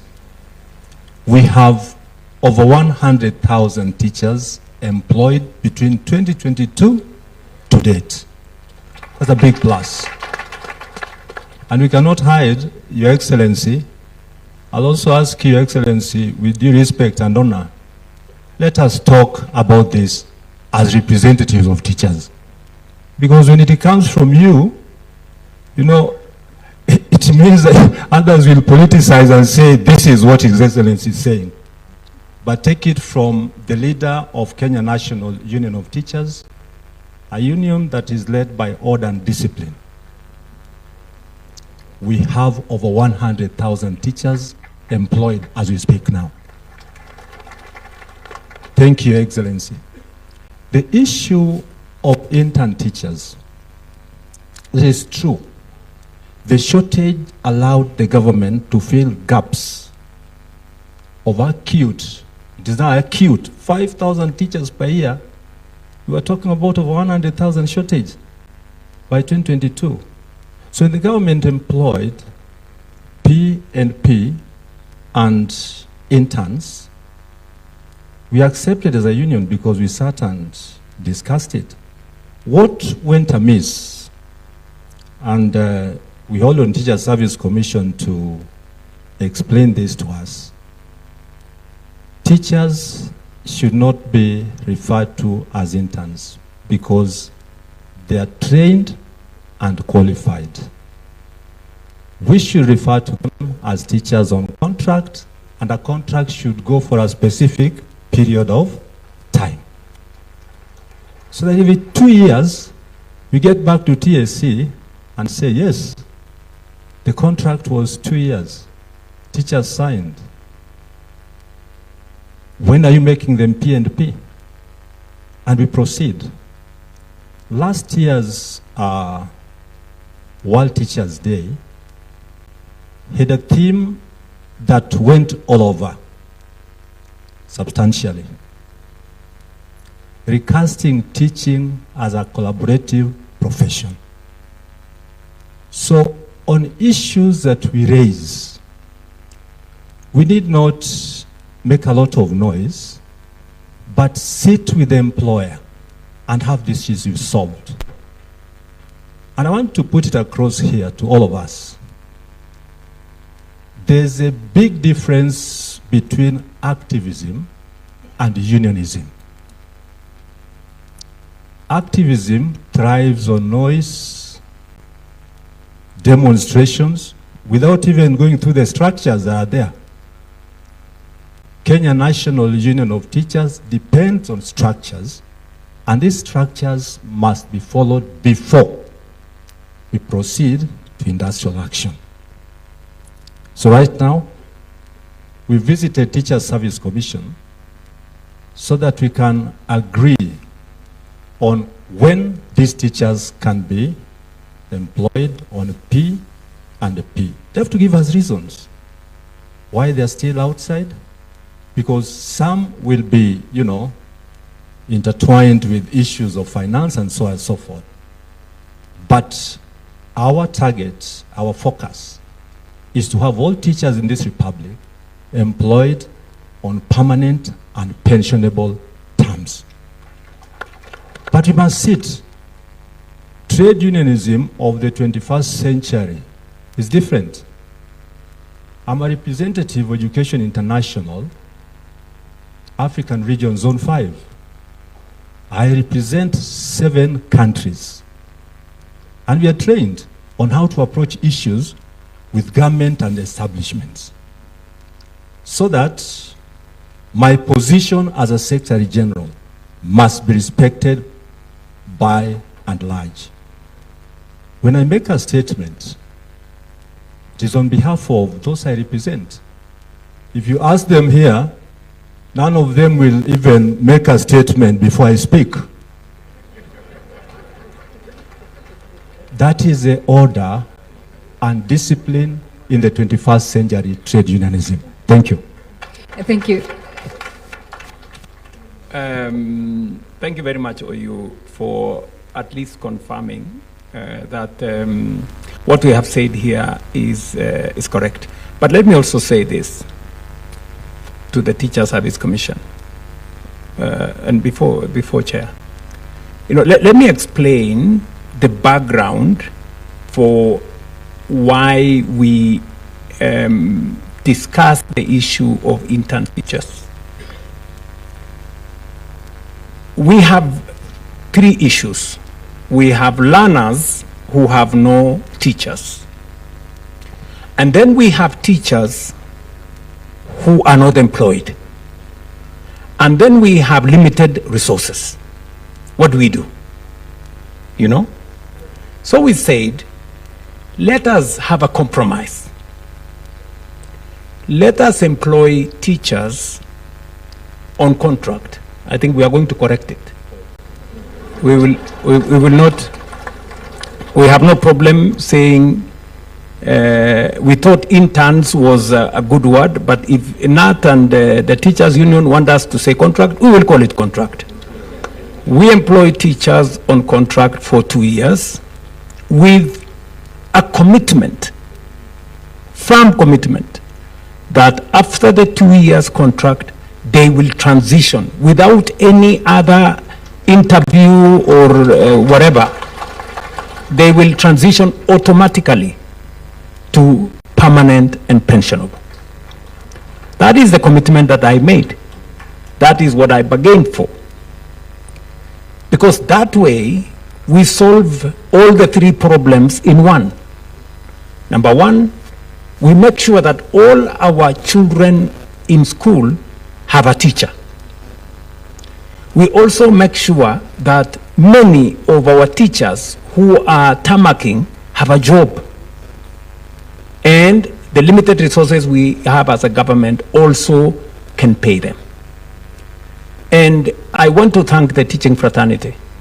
I think there was a big debate before, there was a lot of pushback before, but we have to be realistic about where we are.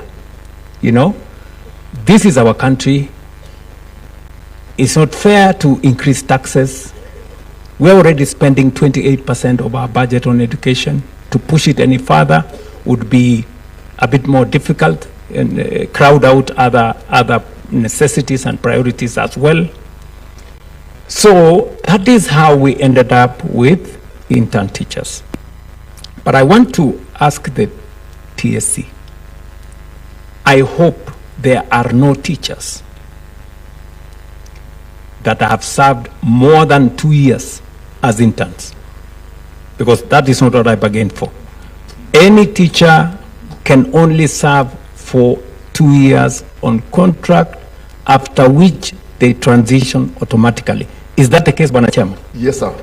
They only work for 2. I get messages on my phone from from intern teachers. They are on my case. Mr. President, when are you going to confirm us? Sometimes they do it in a code. I could see this is a plan.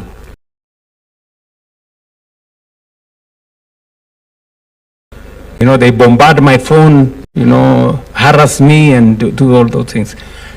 you know, I really wish I could do it automatically, but I have to persuade them that I know that whatever you earn as a contract teacher may not be enough, but, you know, I'm just requesting that we work on the transition. It won't be for long. I think as the situation improves, we're now doing contract for 2 years. Maybe along the way we will reduce it to 1 year, and then we will see how when our situation improves, we can put more resources and be able to hire all our teachers on permanent and pensionable basis from the beginning. So this is the situation where we are.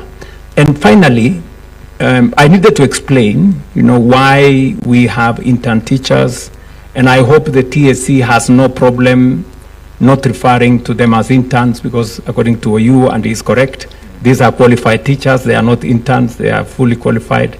We can refer them to being on contract, but then with the terms that as soon as that contract expires, they transition into PNP. That should be your contracting situation, because we will provide you the resources for that transition, because it's a commitment that I made.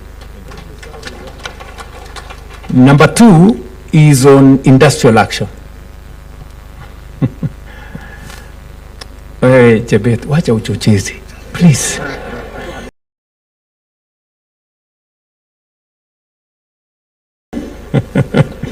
Because, you know,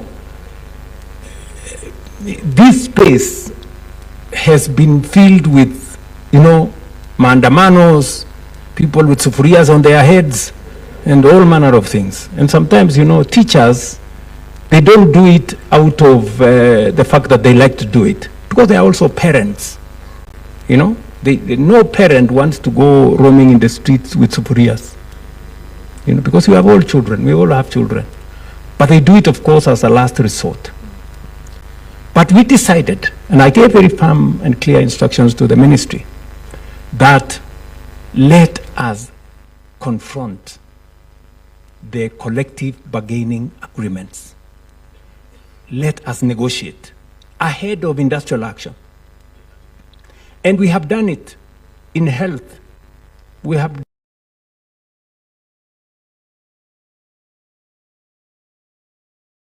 done it in education.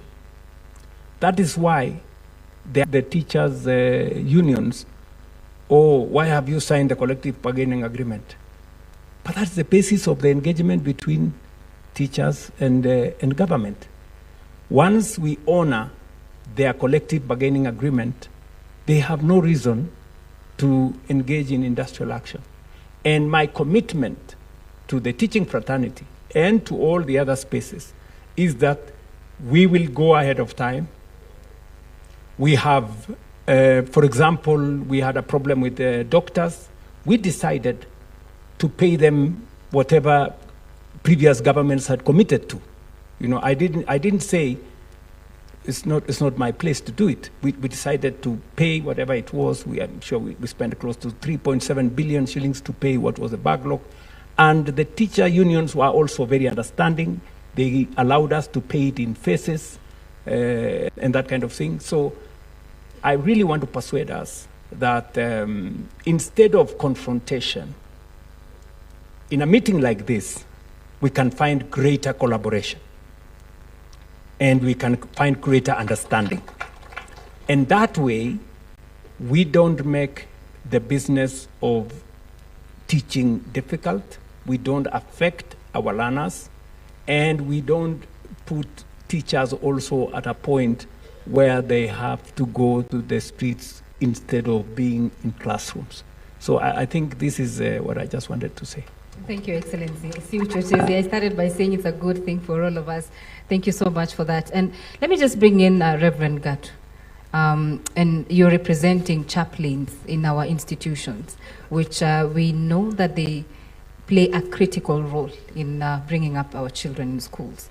Maybe just talk about the issues also that you raised earlier on the chaplainship in our institutions, and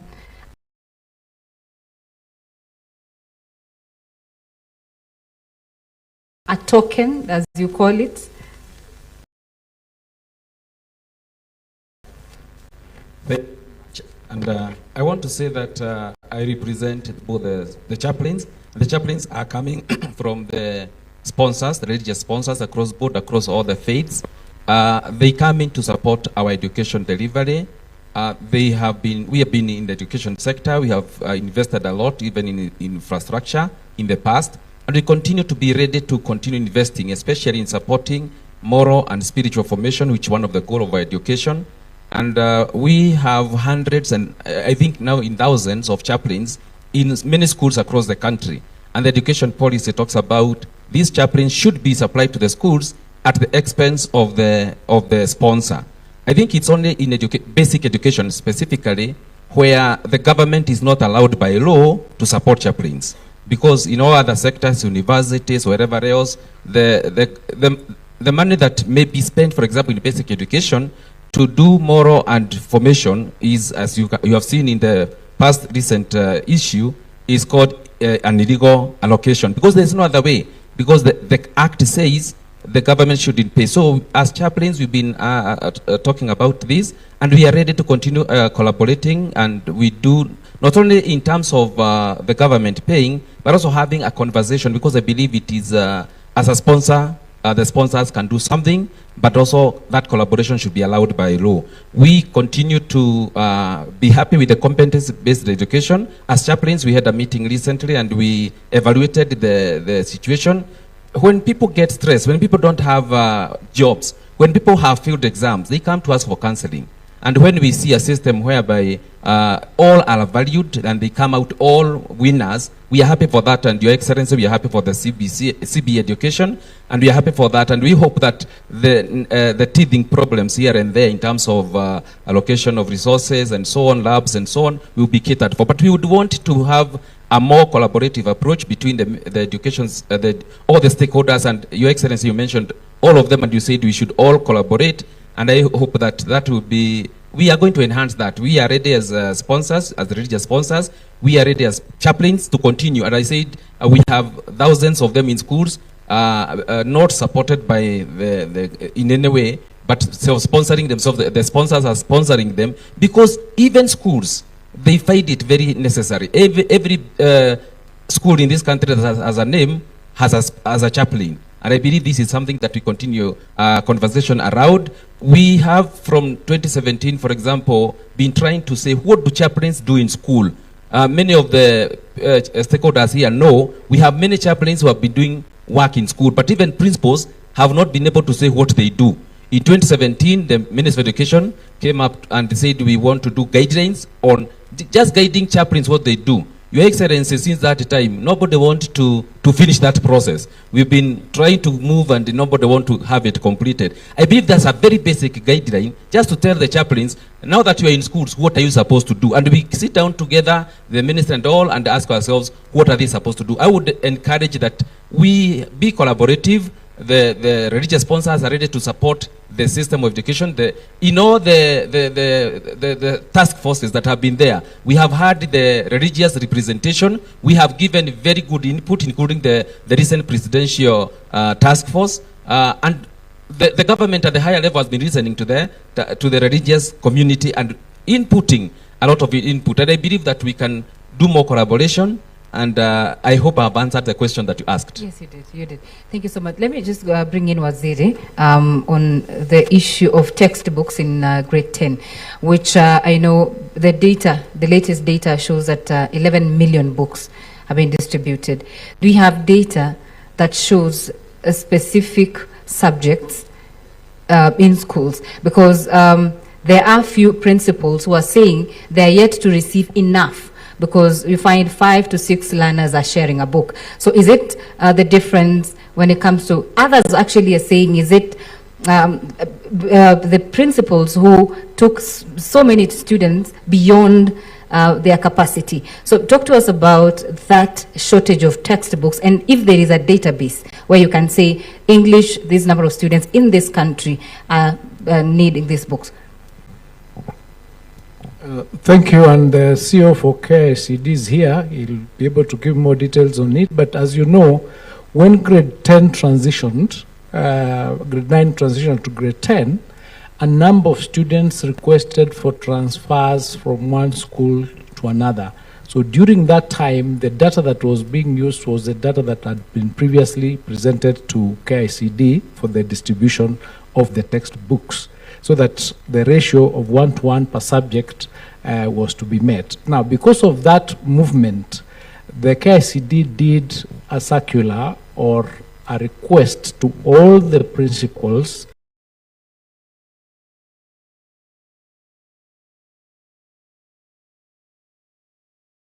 to do another return to indicate, yes, last year we had some who had.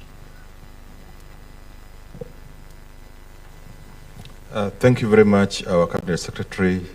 Maximum respects, Your Excellency.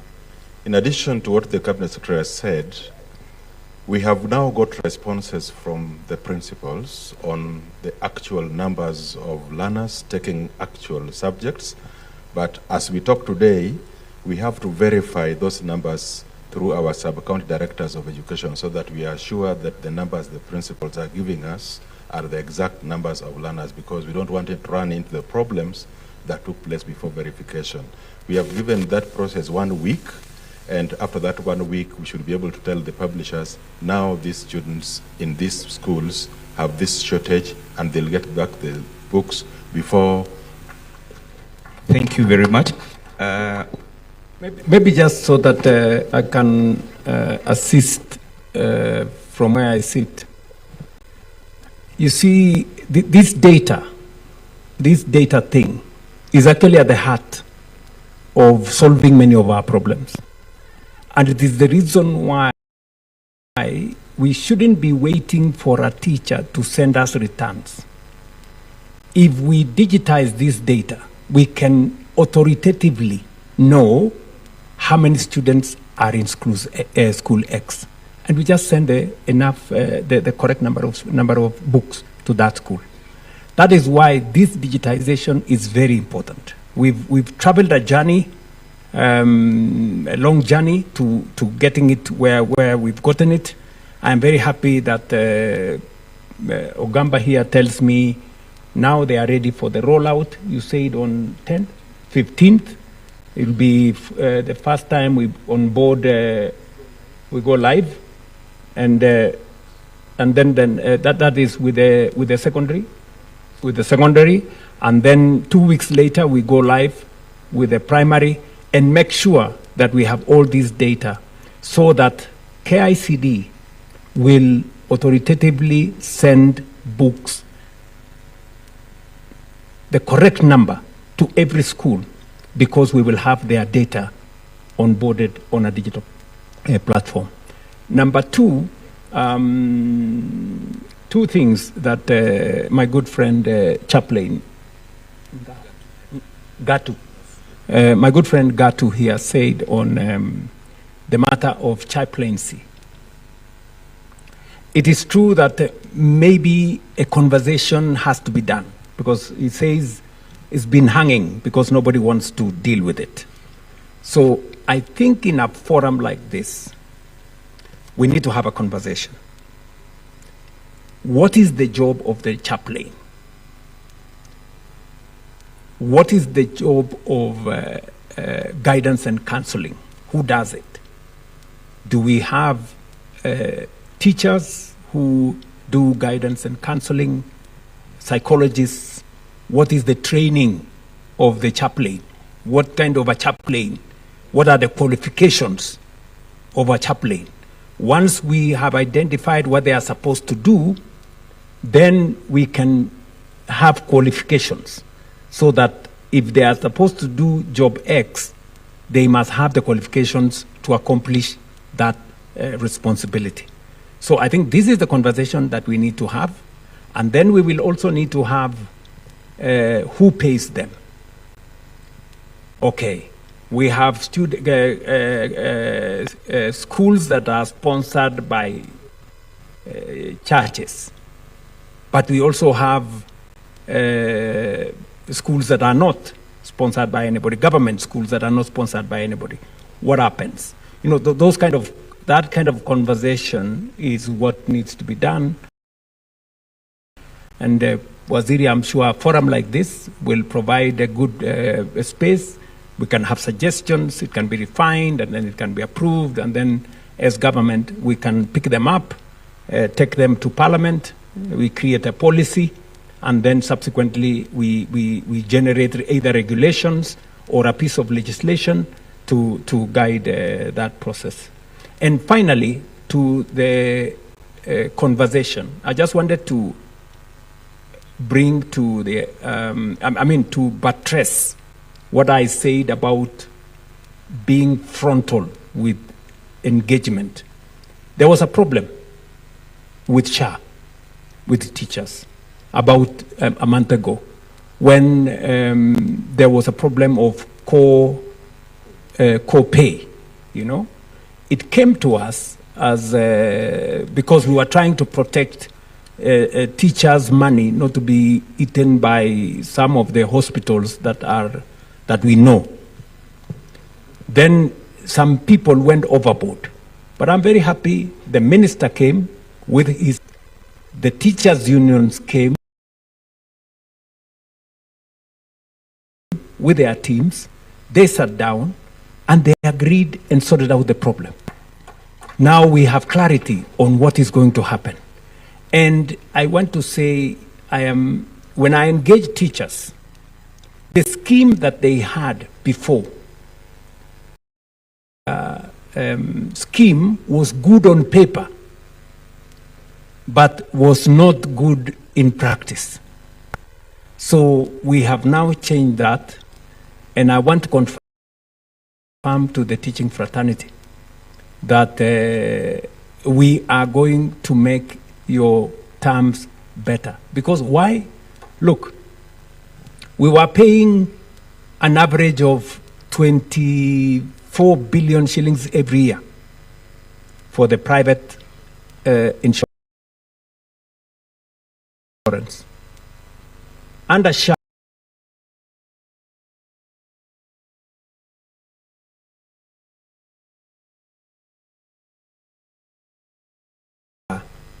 we're going to be spending between 15 and 16 billion. We are saving close to 7 billion shillings every year. Just imagine. Money that was being shared by characters in this town. And they are the ones who are sponsoring all manner of things. Headline this today, they put another headline tomorrow, they put another story, social media, blah, blah, blah. You know, because they have lost, you know, the gravy train. We've stopped the gravy train. But, and that is why when you see all these screaming headlines, oh, SHA is not working, I don't know, the teachers have rejected SHA, I don't know, blah, blah, blah. And you see them in the headline. When you go to read the story inside, there is nothing.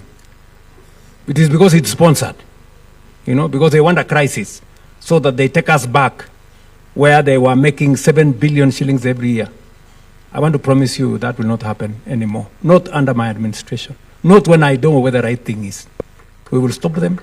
They have eaten enough. So we are going to work with these teachers. Instead of us paying those characters more money, we better improve the terms of to the teachers, because they work for it. Thank you so much, Your Excellency, and thank you, our esteemed panelists. We really appreciate your input this day. I just want to give each and every one of us to give our closing remarks. We will end with the President, so we start from Reverend. Give us your last remarks, kindly.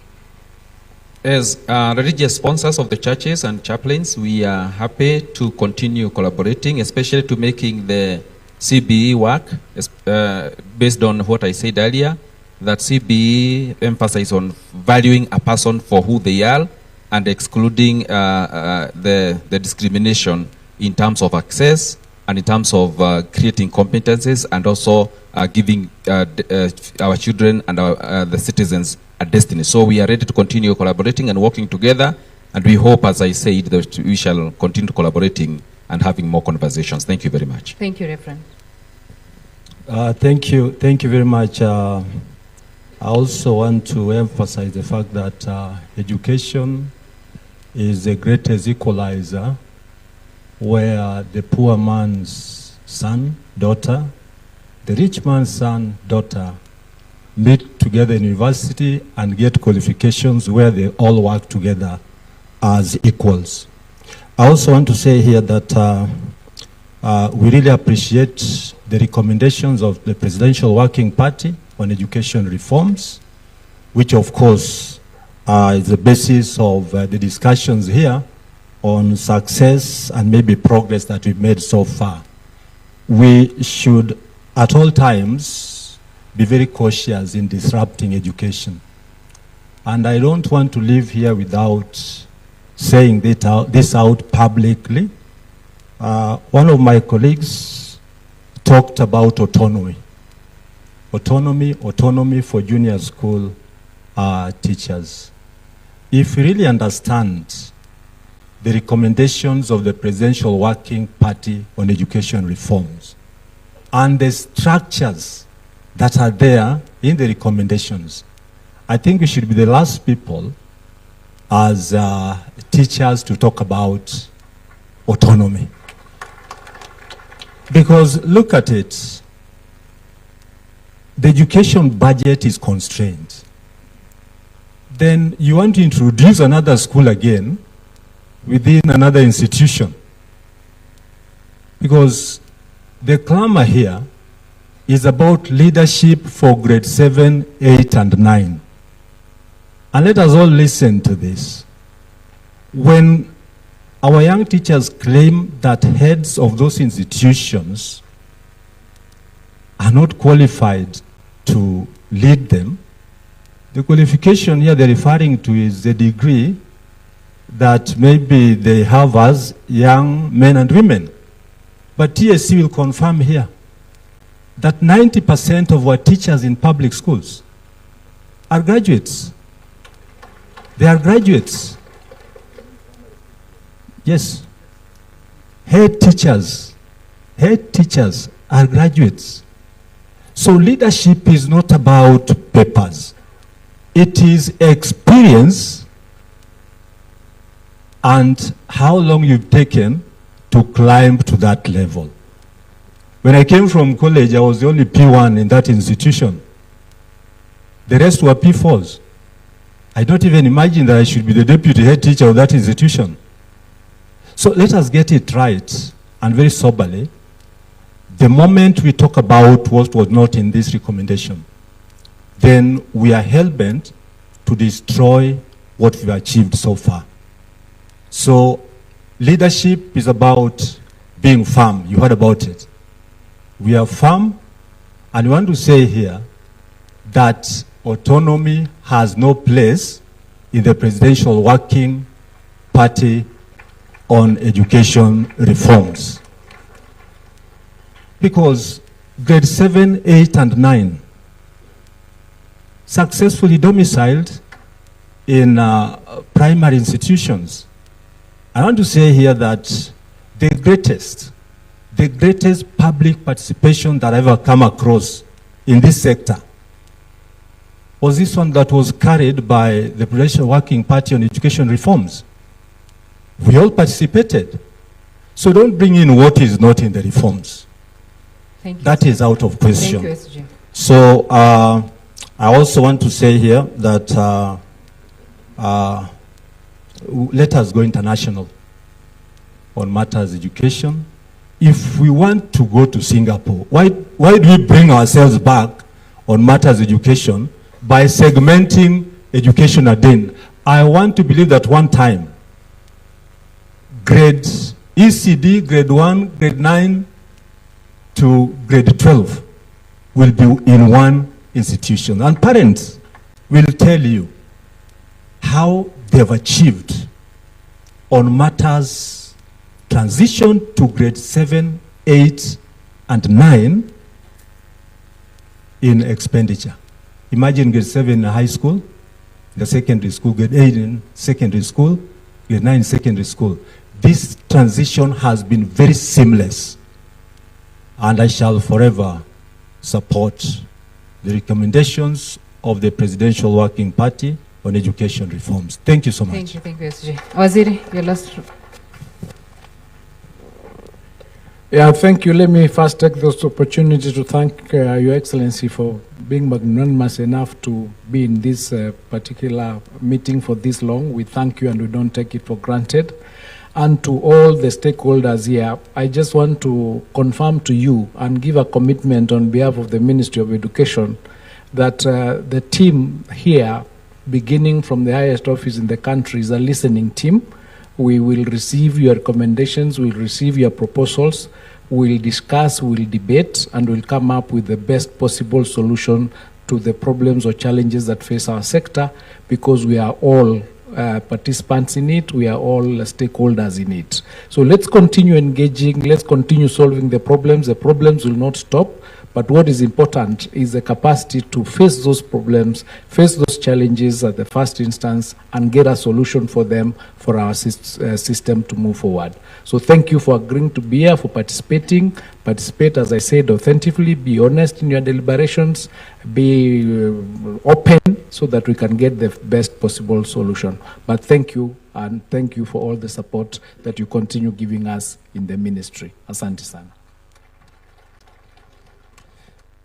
For me, I also want to thank His Excellency for the support we have continued to receive from this current government in our institutions of higher learning, the universities.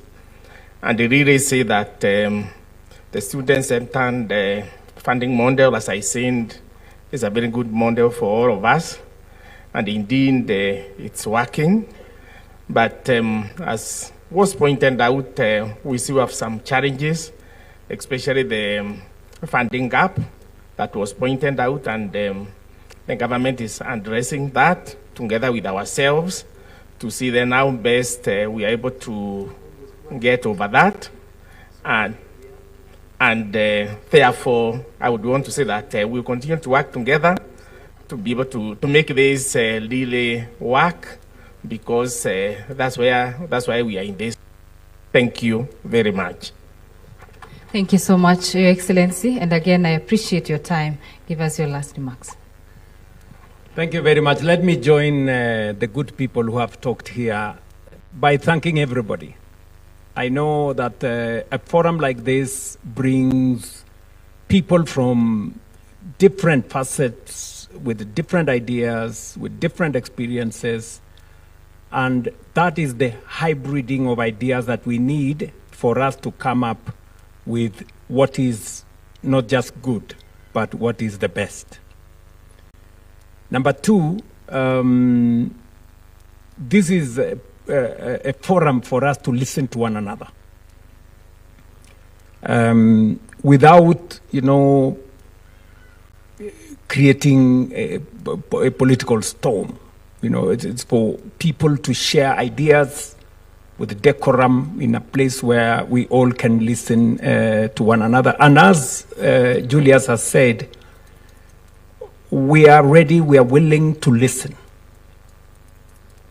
And that is why we have, when we had issues with funding model, we sat down, we brought stakeholders back again, we listened, and we crafted a compromise position that helps us, all of us, move forward.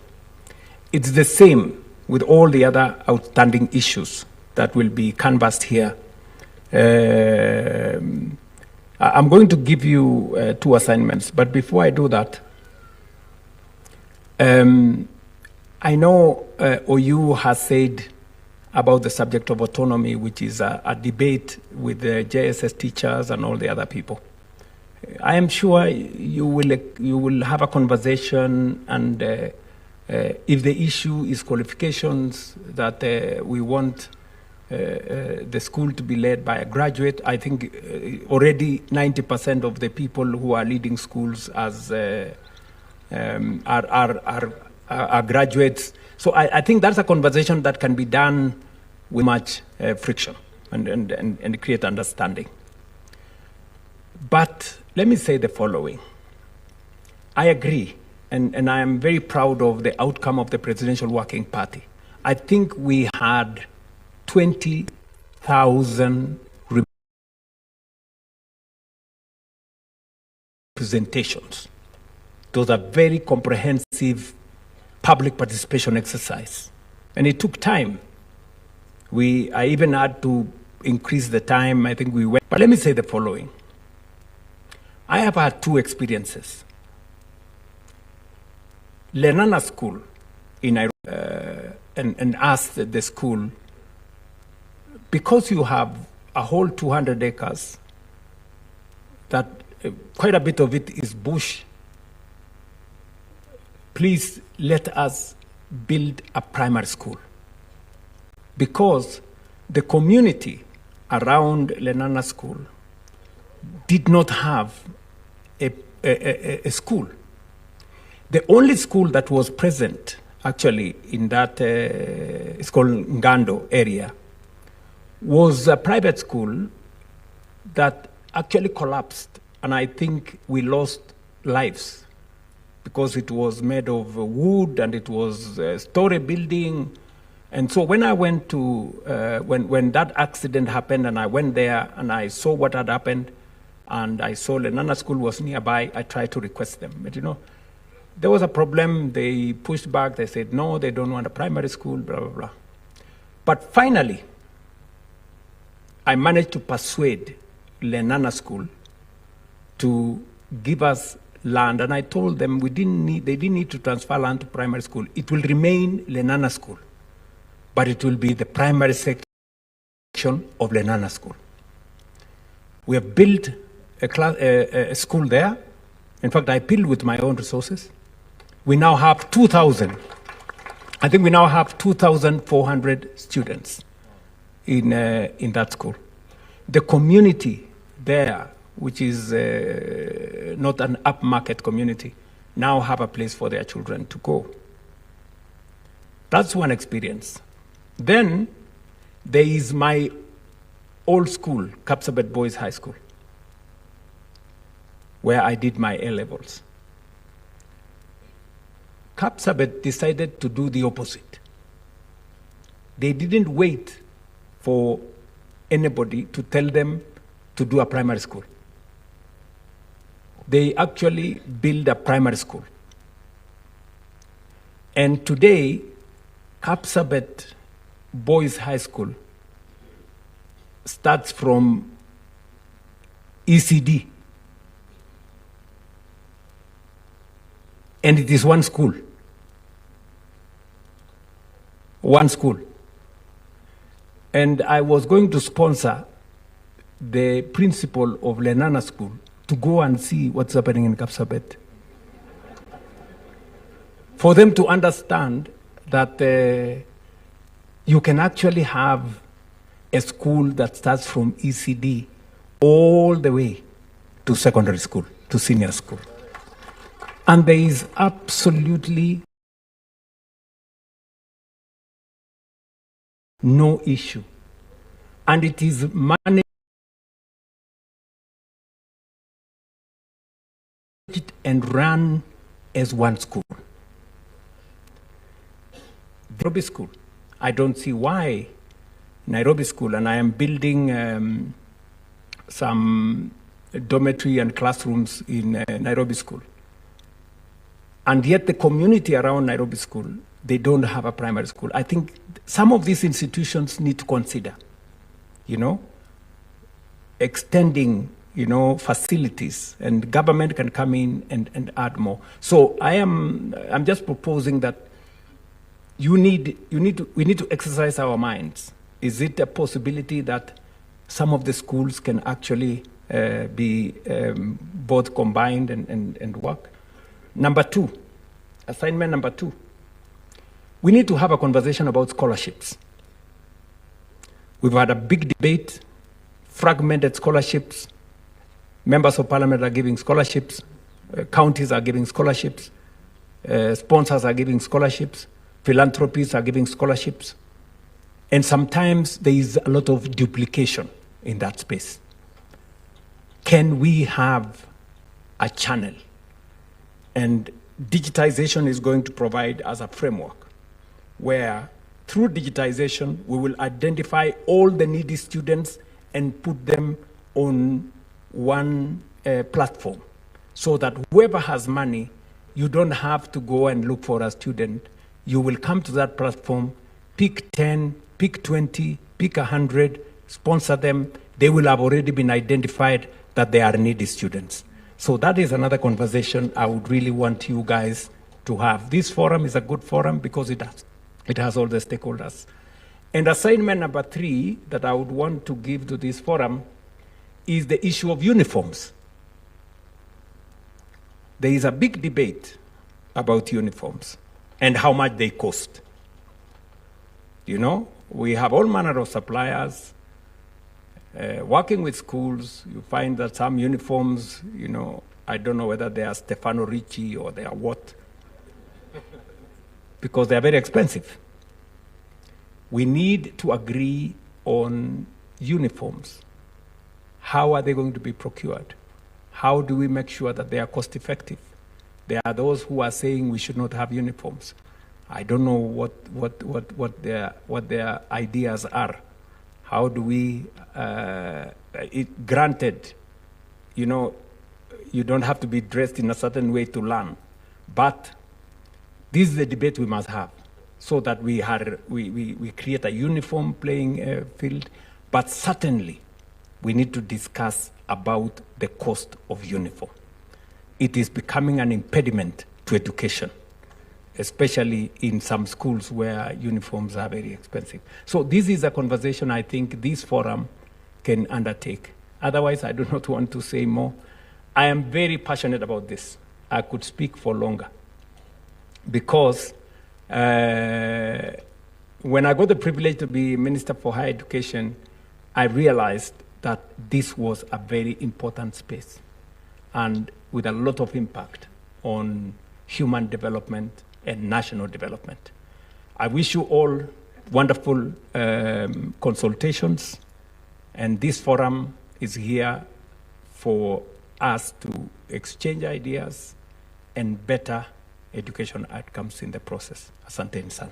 Thank you so much, Your Excellency. And it's my singular honor now to return this to Mike. Thank you. Thank you. A round of applause to the panelists, please. I'll kindly request your indulgence, Your Excellency, for a quick photo with the panelists together with the moderators. Let's have a quick photo, a standing photo, please. Let's all be standing. We'll start with the moderators in, then I'll ask the moderators to step out and the two PSs to join in. For the photo to look good, I'm told the chairs need to move out, so allow us to do that.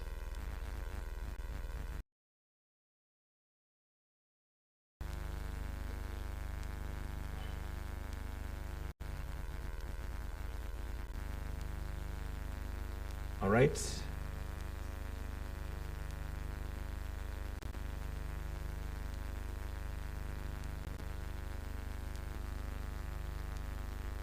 Then let me ask the PSs to come in, please. PSs present.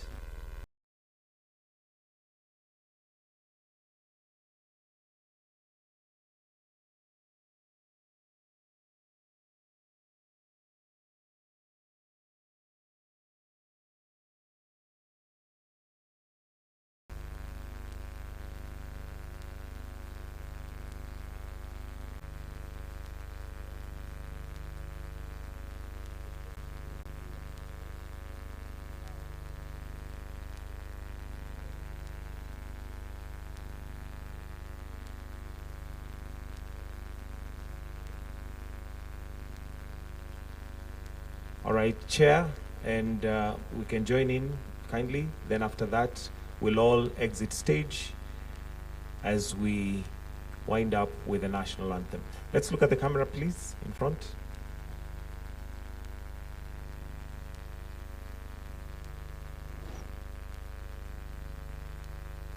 All right. Thank you. I'll request that we all exit stage except His Excellency. As the rest of us, please rise as we now come to a close of this opening ceremony with the national anthem. So let us all be upstanding as we come to a close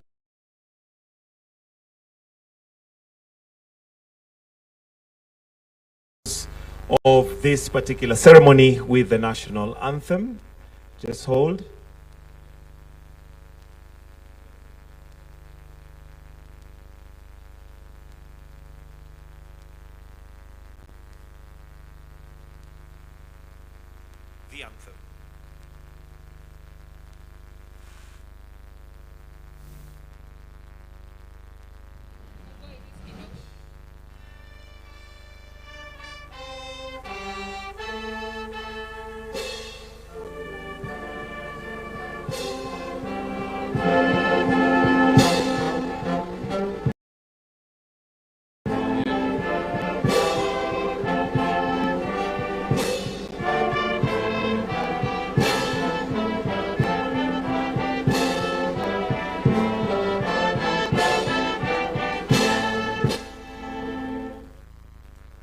I'll request that we all maintain our position.